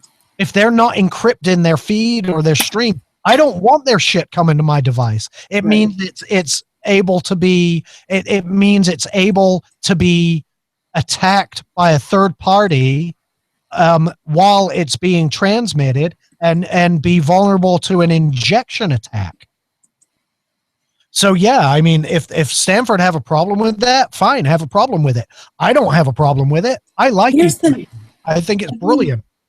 Again, we didn't read the study, and I just clicked on the link to the study, and the name of the study is T-Mobile's binge on violates key net neutrality principles. So I don't know. I mean, maybe I'll, Well, we obviously through it should and add see what. Go ahead. Yeah, I mean, you're right. We should read it technically. Yeah. But I know enough to know that Stanford University are a bunch of pansy-ass liberal douchebags, and they're never going to like anything that benefits a free market or a consumer. Okay. Let's be a little less offensive and say that scholars at Stanford are likely to, I don't know, acknowledge whatever, the electronic divide, which is, that divide between the haves and have-nots in electronics and access to technology. And that may well be what this is keying on. I don't know. I'll read some of it and just see what they're getting at. I really should read it. I know it's a bunch of bollocks, and I'm going to disagree with it, and which is fine. Yeah, my internet speed, fuck, what am I trying to think of? My bit rate just dropped as well. My video feed is really dropped off here. You look good though. Thanks. That's good. The liberals are probably getting on you. That's because I was trying to be nice to the liberals and you were being all offensive. Yeah. What kind of internet do you have at your house?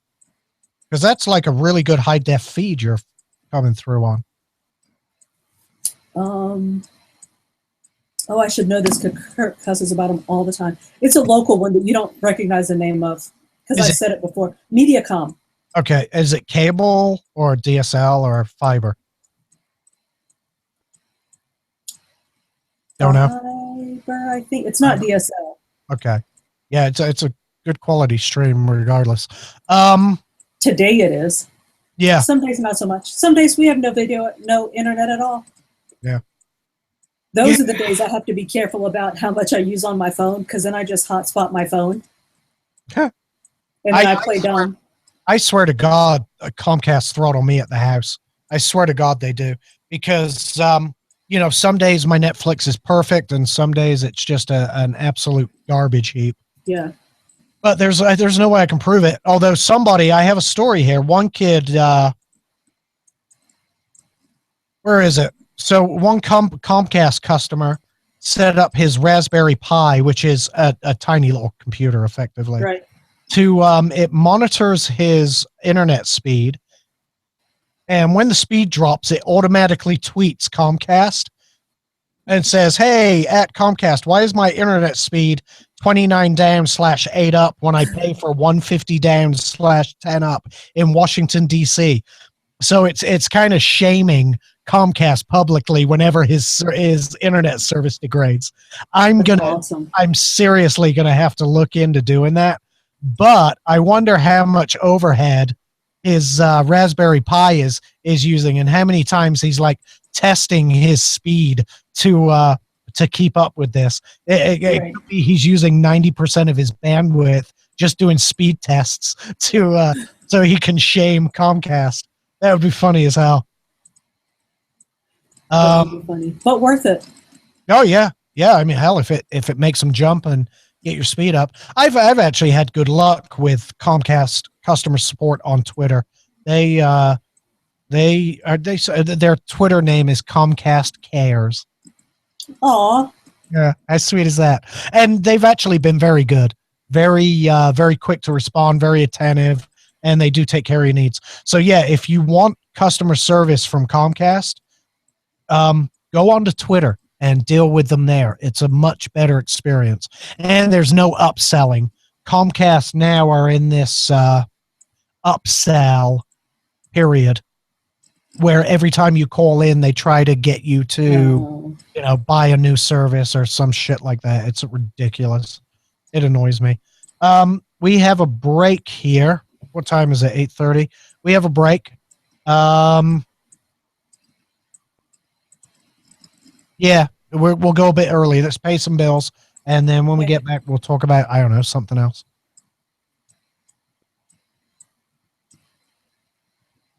What will we talk about when we get back? We will talk about. Did you read that link I sent about Starry, the ISP startup? Yes, kind of. Basically, a wireless internet over the millimeter wave band. Yes. Yeah, so it theoretically could give you Google Spot fiber speeds wirelessly. The problem is the millimeter wavelength is a very, very high frequency, and so its penetration and its maximum distance are pretty bad. Oh. Well, that's no good. Yeah, it's the same guys that started Aereo. They were the television. So Aereo were streaming broadcast television to their customers, and the way they were getting away with it was by setting up an antenna farm, and for every customer that signed up, they installed an antenna in their antenna farm to meet the federal regulations about broadcast television.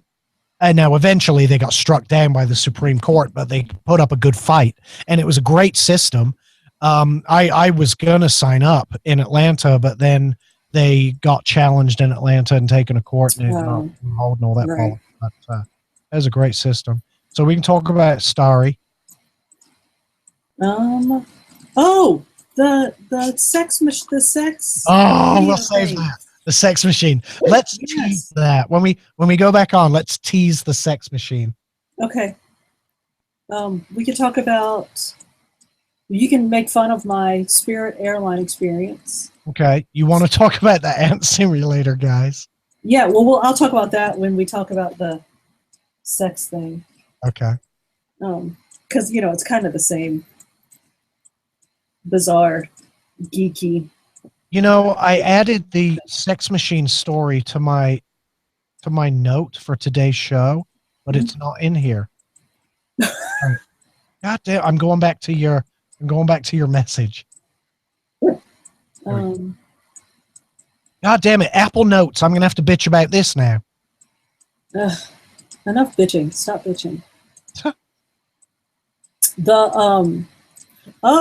So let me see. Can you see this? Will that focus? See the crack in my screen? Are you looking? Not really. Oh, I mean, I am looking, but I don't really see it. Gotten worse. See right there, the crack in my screen. Oh, I see it now. Yeah. Webbed. Yeah. I think it's from the pressure on the airplane. Like it was already cracked. Like the pressure didn't just like organically crack my screen. No. I see what you're saying. Yeah. So it's gotten worse. So, but the Galaxy S7 is set to drop in like 3 weeks. Dude, look at this. So I opened the link earlier. Uh-huh. The link you sent me to the sex machine. I opened it earlier on my iPhone. I'm now trying to open it on my iPad, and it keeps telling me it looks like you're still using an ad blocker. Please turn it off in order to continue into Forbes Ad Light experience. So it won't let me view the article. and it says you're still using an ad blocker. So it knows I've looked at this ad once before, and now it wants me to turn off the ad blocker before I continue. Fuck I don't you, get it. Forbes. Your content ain't that good. I refuse to turn off. No. Hey, the Forbes one isn't the one you want to look at. It's the other one. That's the ant one. Oh, that's the ant simulator? Kotaku is the one you want to look at. Oh, we're on. Shit. Oh, And all right, we're back. hello. All right. So we'll save this for later, but the virtual reality sex machine. Oh yeah. We'll talk about that in a little bit. That's awesome and creepy all at once. Oh yeah, very, very creepy. All right, so what do we have prior to that?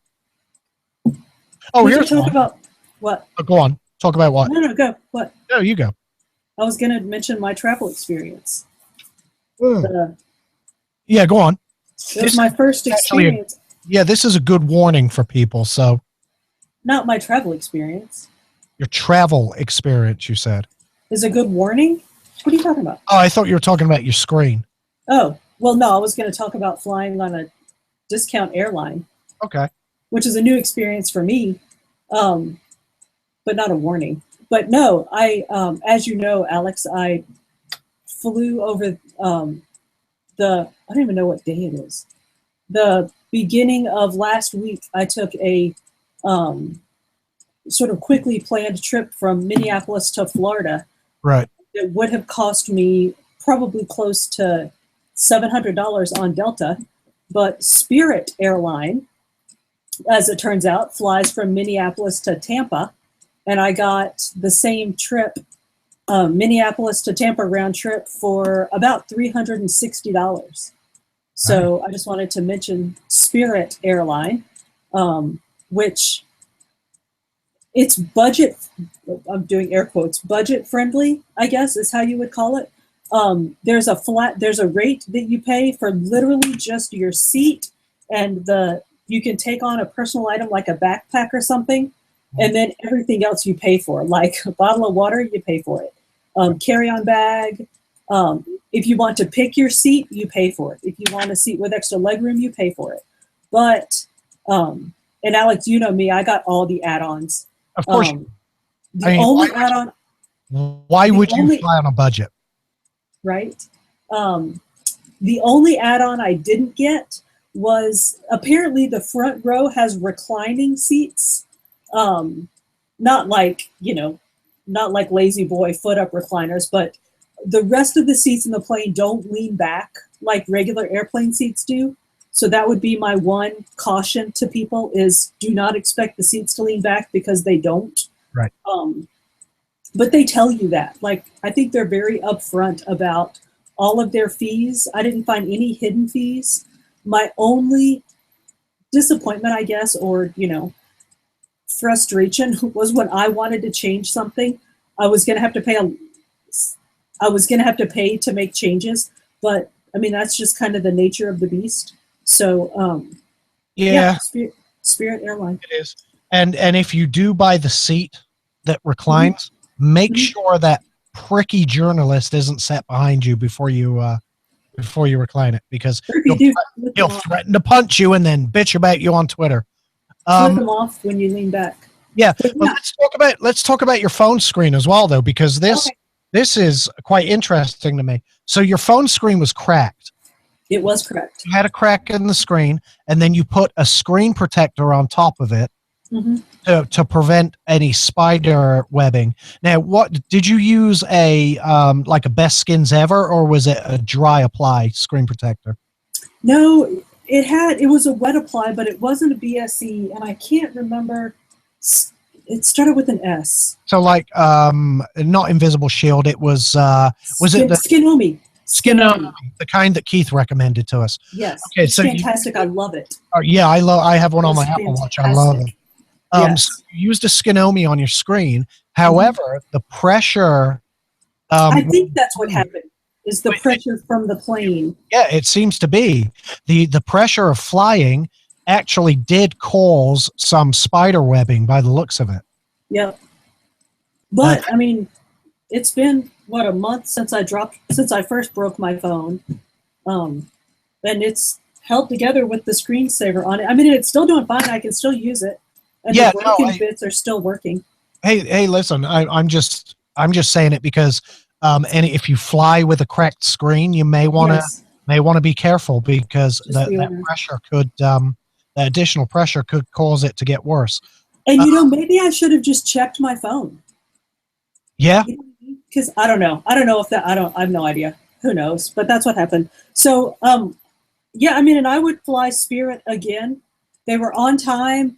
Plane was clean. It was good. The people are funny. Like, they don't have to be like artificially nice, like on Delta. I mean, not that Delta's bad, but you know what I mean? Like, they're really nice on Delta. Yeah.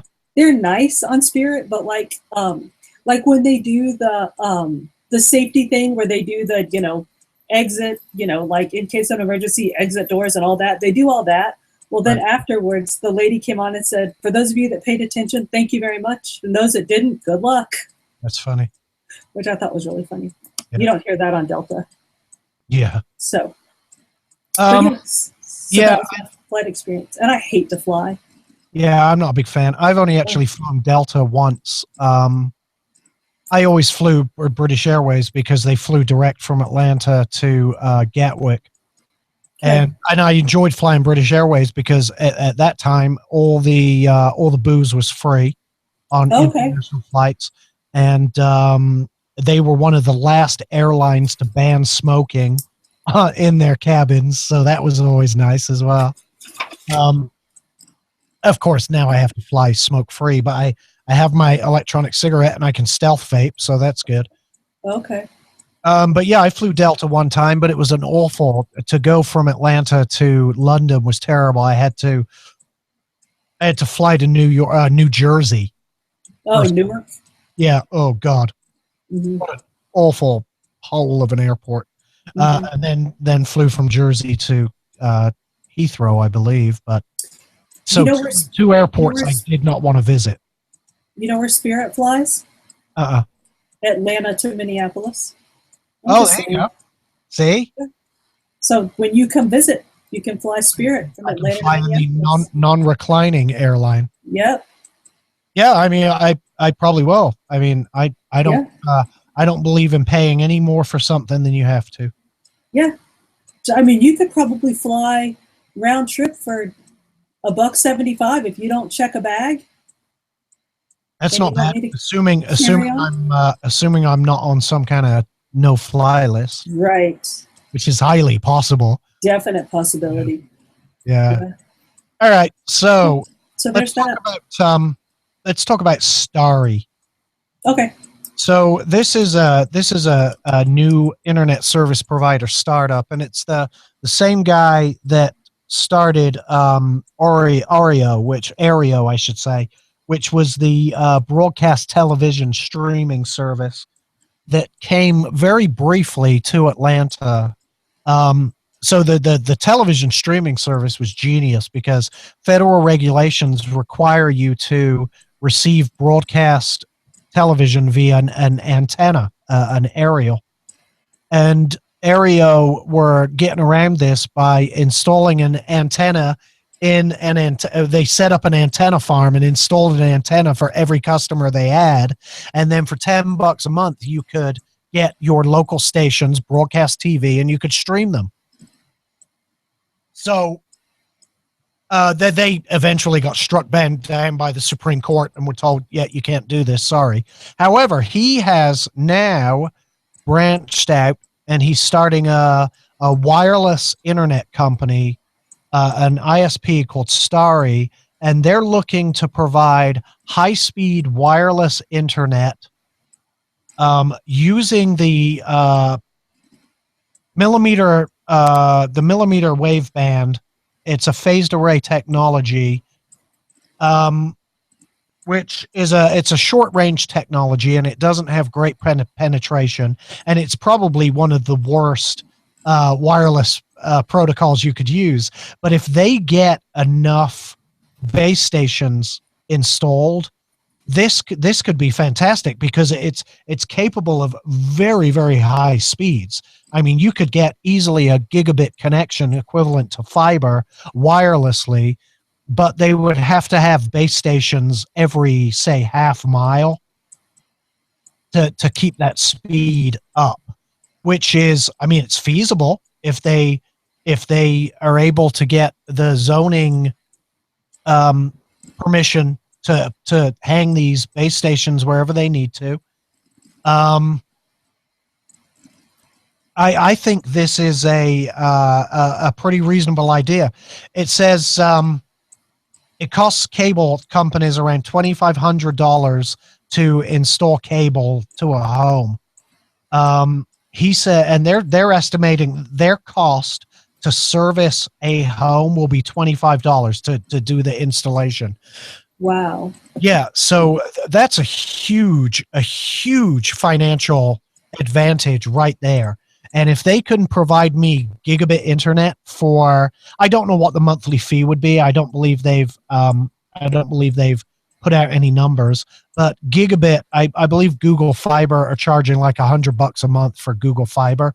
If they were competitive with that and could get gigabit internet to my house reliably over the millimeter wave band and keep that speed up, it seems like a pretty damn good idea and a very compelling alternative to my local monopoly cable company. Now, that's assuming Google Fiber don't suddenly show up and offer me internet, because I'll jump all over that in a heartbeat. Right. Yeah. So, yeah, I mean, Starry, keep an eye out for it. It may come to your, hopefully will be in your neighborhood, and it'll be affordable high-speed internet. And that's what we're missing here. You know, internet in Europe, it's so much cheaper, your internet connection for high speed. Here, it's really crazy the way they do. And now they're starting to implement caps. You know, Comcast has I think a 250 or 300 gigabyte cap per month. I still don't know how much data I use every month on my home internet, because every time I go to check it, the Comcast data meter is broken. So I have no idea where. Say again? You still can't check yours? No, it's broken every time I go there. If I go check it now, it's going to say, "I'm sorry, this is unavailable right now. Check back later." It's ridiculous. That's crazy. Yeah. I can tell you, we have 13 days remaining in the month. We have used 60% of our data, which is probably not good. Well, if you have 13 days left, that seems good. How much do you get each month? We've used 213 gigabytes of our 350. But I think we actually get 400. Maybe they charge us, but it's like $10 for the additional. What percentage did you say? I think I did my math wrong. 40. So we used 60%. We have 40% left. And you have 13 or 30 days? 13 days left. Yeah, no, that's not bad. That means you're probably right on target then, because it's less than half the month and you have less available. Right. Seems about right.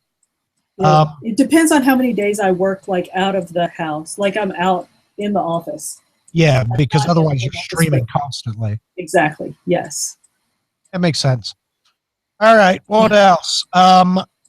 So Apple apparently are going to be having a special event in March, and people believe it's going to be for the iPhone SE, the iPhone 5 SE, which is supposedly their return to a 4-inch screen form factor phone. And now I got to tell you, I loved my iPhone 4 and 4S. I think the form factor was perfect. That 4-inch screen, I loved it. I hated moving to an iPhone 5. I even more so an iPhone 6, because they're big and cumbersome, and I want a smaller phone. However, here's my concern. They're going to make a 4-inch phone, which is super thin, and the battery only lasts half a day. Yep. That would just piss me off. Make a phone with a 4-inch screen, which is super thick. Make it half-inch thick. I would love a phone that's a half-inch thick with a 4-inch screen and a battery that lasts 2 or 3 days. I would love that. What? Well, and the 3.5 millimeter plug is gone, right? Is that still the word on the street? Yeah, that's the general consensus. Interesting. The next, we were talking, you and I were talking, the Samsung is about to come out February 21st, I think, is an event. I don't know which event that is, but Samsung is supposed to launch the Galaxy S7 collection. Okay. And I think that one is still going to have the 3.5 millimeter. What? I said the iPhone 6. Shut up. Well, it's Samsung. I mean, they're going to release an iPhone is what they're going to do. Except that it's going to have a 3.5 millimeter plug and a bigger battery. So yeah, the battery issue, they've got to do something because my iPhone 6 is terrible. It lasts half a day at the most, half a day. And by half a day, I mean 6 hours. So I really technically a quarter of a full day, but of my right. working day, it lasts about 6 hours. It's absolutely pathetic. Now, apparently the 6 Plus does an awful lot better, and I'm really, really tempted to jump into an iPhone 6 Plus, but now I'm going to wait till March to see what comes out, because if they do this right, if they do it the right way and they come out with a 4-inch phone and they get off of this, if they get off of this thin is better nonsense, and they actually provide a decent battery life, and I'll bet you most people would love a half-inch thick phone, right? Because it feels good in your hand. It's like a chunk. You could smash fucking home invaders with it, and you feel like it's sturdy and brilliant. And so a 4-inch screen, half-inch thick, with a massive, massive fuck-off battery in it that lasts for days and days, I would be chuffed. I would be well happy, and I would buy it. So Apple, there's your mission right there, should you choose to accept it. That's it. And I apologize for insulting Tim Cook so many times in the past. You take it all back. Yeah, I take it all back. If you release this phone, Tim Cook, I love you, and you're the best CEO ever. But you're not going to release this phone, so you're still a bit of a dick. He's still an Auburn grad, so whatever. Yeah, he's still from Auburn grad. So. Yeah, they don't even know what they are. Are they tigers? Are they eagles? We don't know. So the Apple Watch 2 was also rumored to be coming out in that March thing, but that's off the table now. Now they're talking about, did you read about this? The updates, the new band and the software updates to the Apple Watch? No. Come on, Al, you got to do better. Well, we're going to a break, and let me look it up. And right here, I'll send it to you. Go to the break, and I'll send it to you. All right, we'll be back in a few.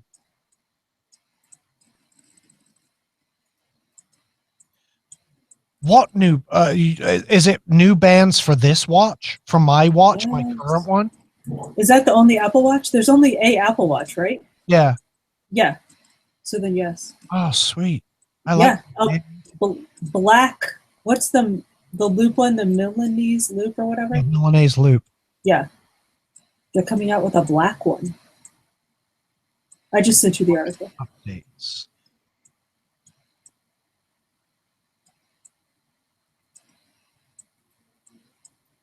Yeah, new Apple Watch band options. Very cool. Let me see. Blah, blah, blah. We'll focus on new bands and software.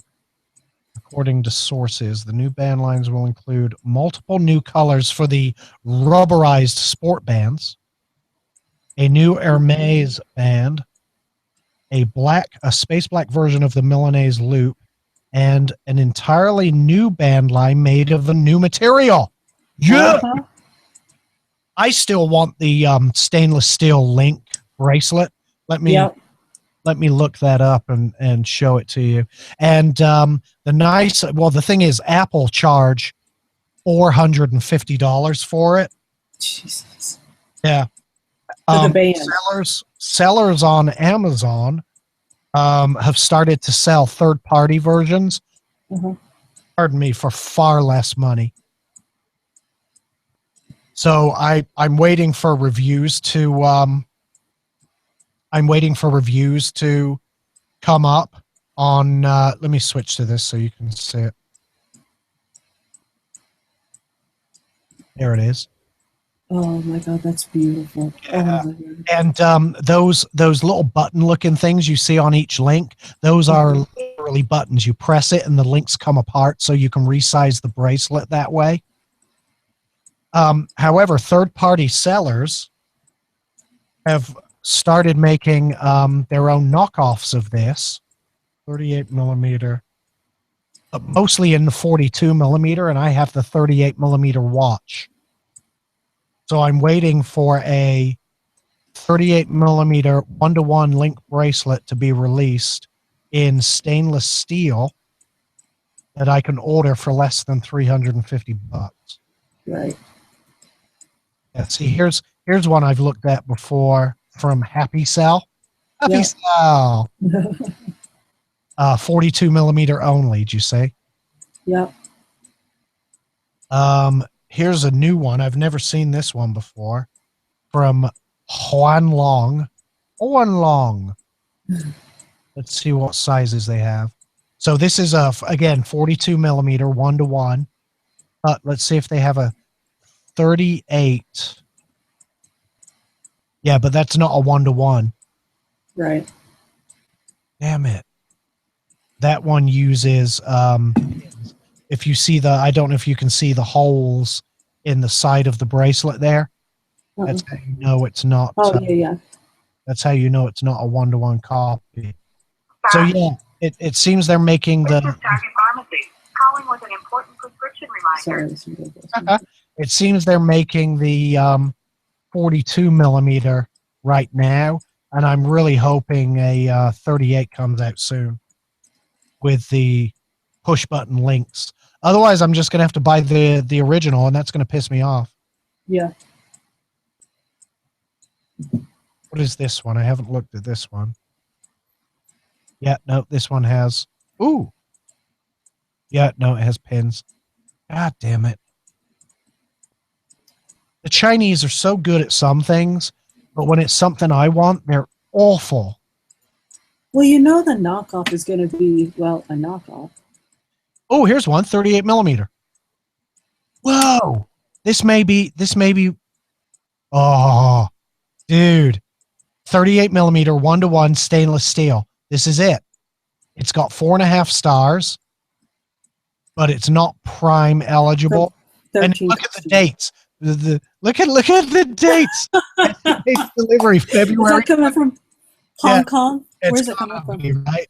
It's got to be. I don't know. February 29th. That's not very long. That's 4 weeks. 1, 2, 3. That's between 3 and 4 weeks. That's 4 a weeks. long time. I can't wait that long. Well, that's a long time for you. But yeah, that's coming from Hong Kong. Have you noticed, by the way, that some Amazon Prime items are giving delivery dates of 3 days instead of 2 days? Yes. Why is that? I don't know. Isn't that? You know what? It's probably based on when you order. If you order after 2:30, is that what it is? I guess. Yeah, if you order before 2:30, you know what I mean? Like it determines when the 2 days. Like, is it tomorrow and the next day? That's before 2:30. Yeah, maybe. But if it's after 2:30, it's like. Well, maybe that's what it is. Yeah. But yeah, I noticed that, and I noticed that and got a little bit annoyed. Yeah. As you do. Yeah. All right, we are. What are we doing? Are we on yet? No, we got a few minutes. Oh, that was a long break. My bad. The last one was really short, but there was one that was really short. Either that or we talk a lot in between. No, it just went quick. Just was, yeah, we talked a lot. It just went quickly. This will be our last segment coming up. Oh my God, really? Mm-hmm. Wow. Yeah, it should take us all the way through 9:30. We got to talk about the sex machine and the ant video game. All right, let's do that as soon as we get back. Because that sex machine is awesome. You're going to talk about that. Did you actually like at least look at the pictures? Yeah, Like, did are you ready you see to how discuss it? Did you see how it works with an app? Yes, and how it simulates the actions of Yes. the actual Yes, human. whatever's going on. And I love these awful fucking Horrible pictures. horrible illustrations they have. Yeah. Oh, it's Did you see what the thing looks like? it's yeah, oh god, it looks dangerous. Yes. I'm gonna Like a cylinder, a I'm gonna silver pull this cylinder up. you slam your junk into. Oh, mercy me. Heavens to Betsy. Oh, it's amazing. It is absolutely amazing. Oh. Absolutely horrible. Where is it? I need to find it. Hey, My Little Pony cosplay. It's the weirdest shit. I don't know what this website is, Kotaku, but they have some really weird stuff on here. Yeah. Bookmark this. It's funny. God, the face, the blowjob face. Oh my God. And the thrusting hips, dude, there's nothing sexy about it. Oh no. No, none whatsoever. It's like a sumo wrestler. Like the stance. You know what I mean? Oh yeah. It's amazing. And you know the guys doing this are gonna waste all the money on hookers and blow. Yeah. I didn't watch the video. Did you watch the video? I did, yeah. It's not very good. Oh God, dude, it's horrible. Programmable and adjustable soft touch gripper. Oh, it's Optional horrible. vacuum attachment.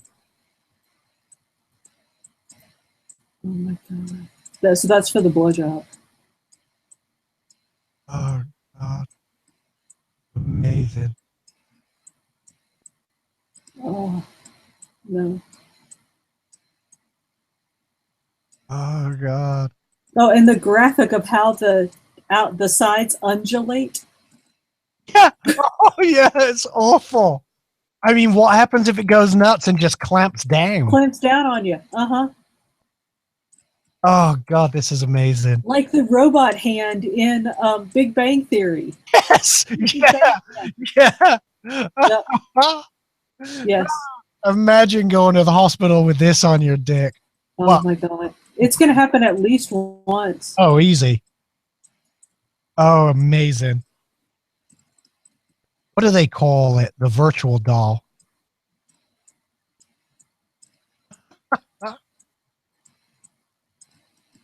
You know, and that's the thing. At least like build a doll around it, but it's not.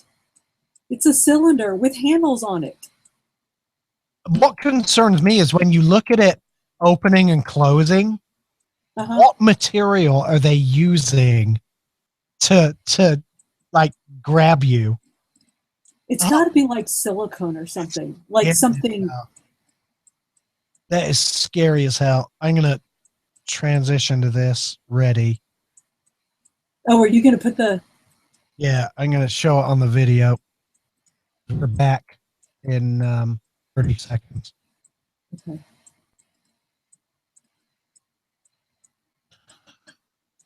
This is amazing. And it looks like it's like 3D printed in somebody's Scroll down some. Don't... Yeah. Like scroll down the screen some. I will. Oh, I'm gonna start with that. All right, here we go.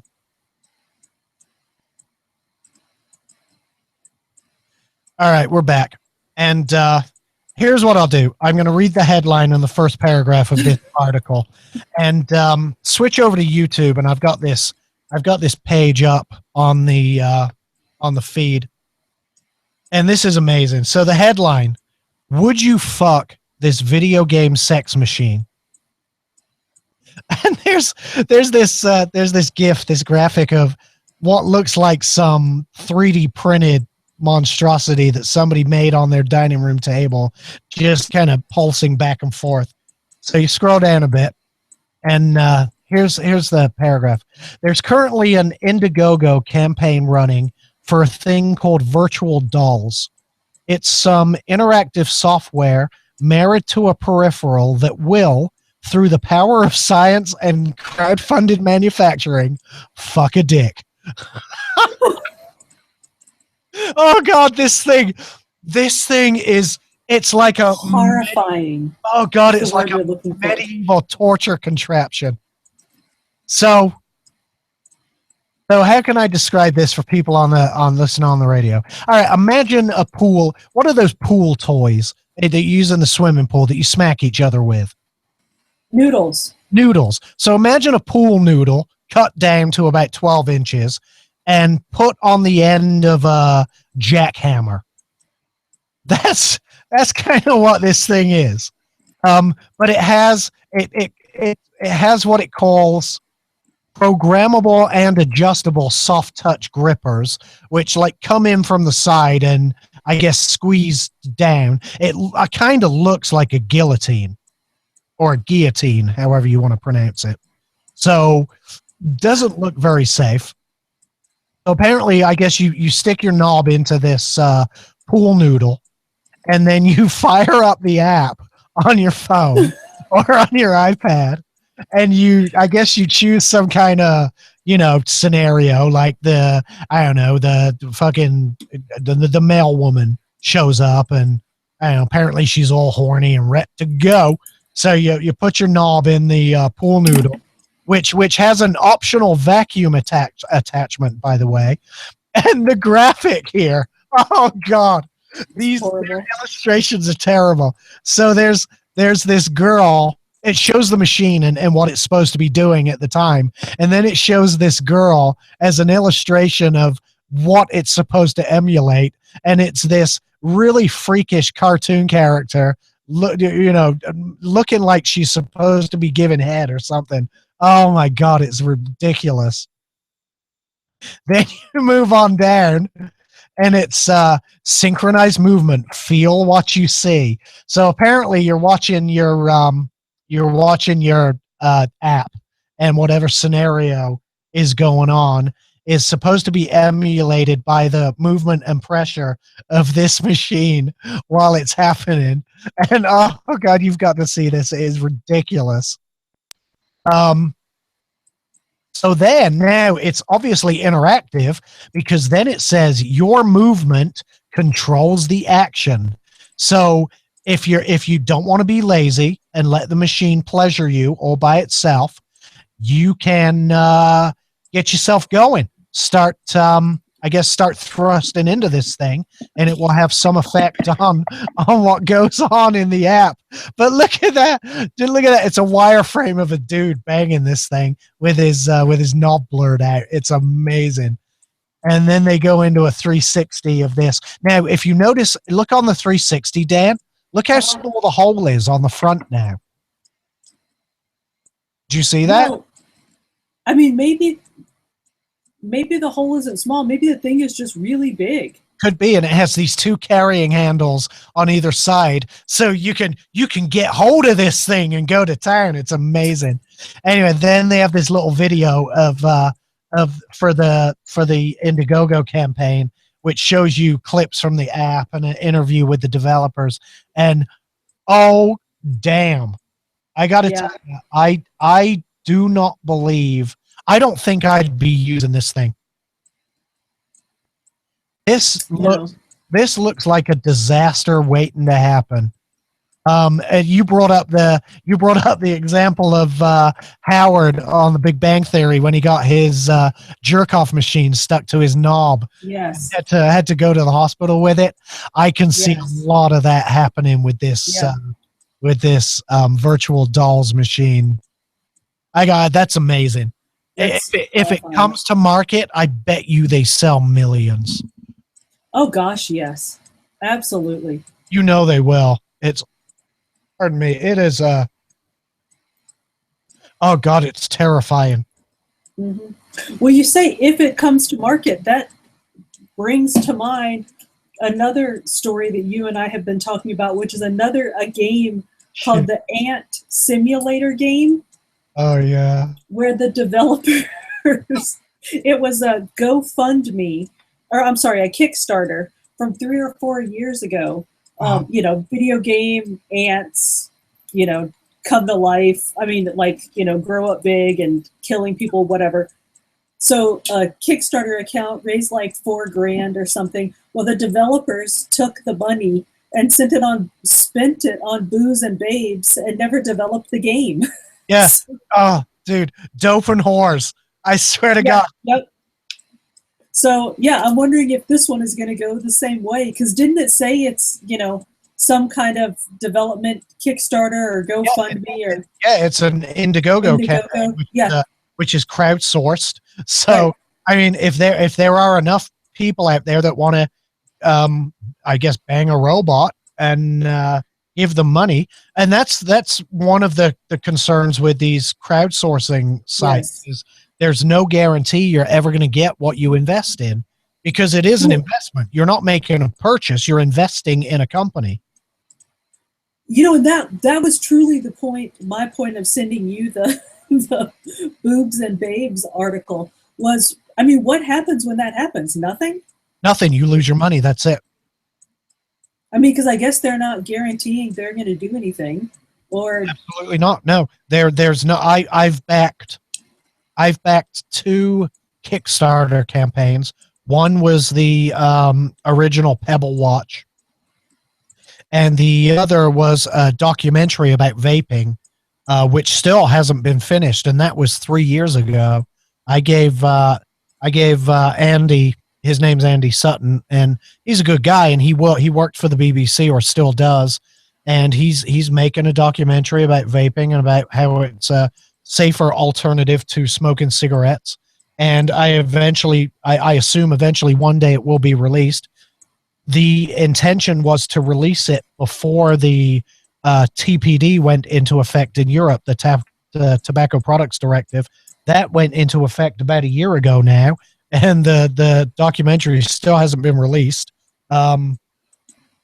So what effect the documentary is going to have now is, I guess, questionable. I swear to God, these headphones are on backwards. are they really? I think they are. My left ear's on the right and vice versa. But yeah, it's a risk you take when you give money to a Kickstarter or any crowdsourcing campaign. You're taking the risk that you will never receive. You'll never receive what you give the money for. It's an investment. It's a risk. That's just the way it is. Just the way it works. So yeah, if you want to quote the developers, if you want to get your dick fucked, go to yeah, Or sucked. or simul sucked. Yeah. Simul fucked or simul sucked. I mean, whatever your preference is. Yeah. Go to There's the suction option. Go to Indiegogo, look up virtual dolls, and give them some money, and maybe in a few months you'll have you a sex robot. That'd be cool. Little girlfriend. Yeah. I obviously do not have an app of the week because I'm rubbish at doing that type of thing. What I do have, though, is a story for an app that's going to be released on February 25th, and it's the latest chapter of Assassin's Creed. It's Assassin's Creed Identity, and in addition to the game consoles, it's going to be launched on the iPhone and the iPad as well. And I watched the trailer video for this, and it looks fantastic. I really like Assassin's Creed on the PlayStation, and now the latest chapter is coming to the iPad. So I'm probably going to get this. Now, there's a caveat. This is one of those free-to-play games, so it's a freemium game. Usually, those are free with in-app purchases. In this case, the developer is going to charge in addition to in-app purchases, they're going to charge $5 up front to download the game. That's a little bit shitty, if you ask me. Wait, what? Yeah, it's a freemium game, but it's not free. It's going to be $5 up front. $4.99. Yeah, I thought the freemium was free, but then you bought shit inside the game. You're absolutely right. That's how the model has worked traditionally, and Ubisoft are going to buck that trend. They're going to they're calling it free to play, but for $5 up front. Okay. Yeah, that's annoying. And I've said, I've bought games. I much prefer to buy a game. I'll pay $10-20 up front to buy a game and be able to play it without dealing with stupid in-app purchases or earning coins or collecting gold or any of the bullshit that goes along with it. But now apparently we're going to have to do that. We're going to have to buy the game as well. And that's even more annoying. Hang on, but if they say free to play, you don't think that once you pay the $5 up front, it's going to be free to play? Like you won't have to do that in-game shit? Nope. You think it'll be both? It's going to be both. It will definitely be both. Huh. That's lame. Yeah. Now, if you remember, there was a game, a first-person shooter called Afterpulse that came out that I was very excited about. And it was a freemium game, free to play, but it was one of the most awful freemium games I've ever. No, the game itself was fantastic, but all of the pressure for in-app purchases and buying rubbish, basically, to upgrade your guns and your uniform and progress through levels and to, skip the wait times and stuff. It was one of the worst examples of a freemium game I've ever seen. I hope that Ubisoft do it better than that, and that at least, I hope at least your $4.99 lets you progress a long way before you're forced into the in-app purchase route. I will probably buy it just so I can report back and let people know how it goes, because I am a fan. I do like Assassin's Creed. It was Steven's wife, Briley, that turned me on to the Assassin's Creed series, and it's a great game. It's one of those games you can just waste so much time running around playing and exploring and stuff like that. I really do like it. So, maybe the $5 will be worth it. We'll see. You know who we should have talked to tonight? Who's that? Steven. Oh, because of Bernie? Yeah. Yeah. Yeah, that's true. Too soon. I mean, I guess probably all the data is not in on the shenanigans out there. Yeah, he could have called in, though. He knows the number. What else we got? We're almost at the end here. You have anything else you want to finish up with? Have you seen I know you and I mentioned the 5 brightest planets being lined up. Have you seen them? I have not. And I keep forgetting, when Venus and Pluto and Mars were lined up, I went out and got some photographs of it, and I need to this time. How long? It started July 20th, and they said about I'm air quoting about a month. Mm-hmm. Were you going to say how long are they going to be visible? Yeah, I heard it was through most of February. Yeah, about a month. So yeah, that would be January 20th. Did I say July? January 20th. We know what you meant.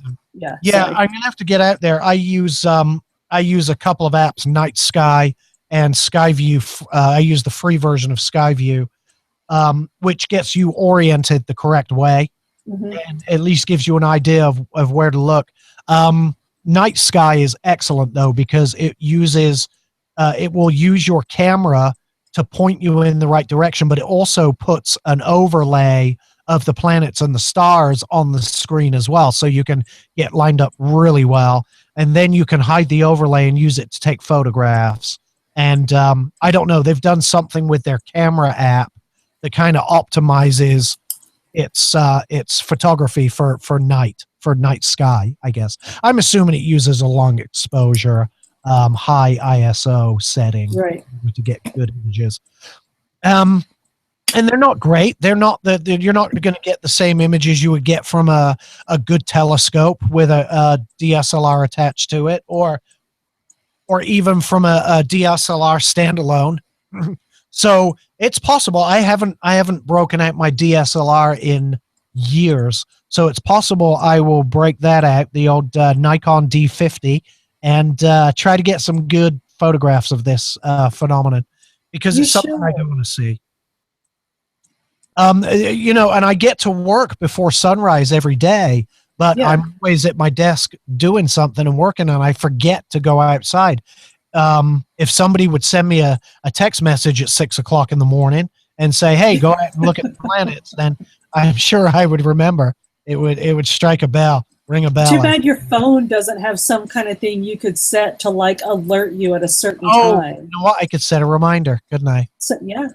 I never remember to use those either. Oh well, what you gonna do? Yeah. All right. Well, it's 9:25. Let's start wrapping this up.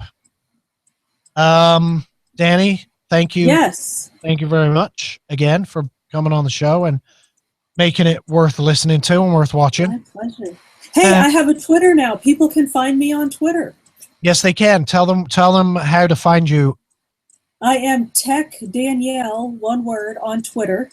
I am also Tech Danielle. I have a Facebook page, but I haven't figured that out yet. So let's go with Twitter for now. Okay. And you so on the Facebook, did you set up a custom URL so it may be facebook.com/TechDanielle? Yes, but I think it's got a bunch of numbers after it. Okay. But I did set it up. Okay. So I might have to.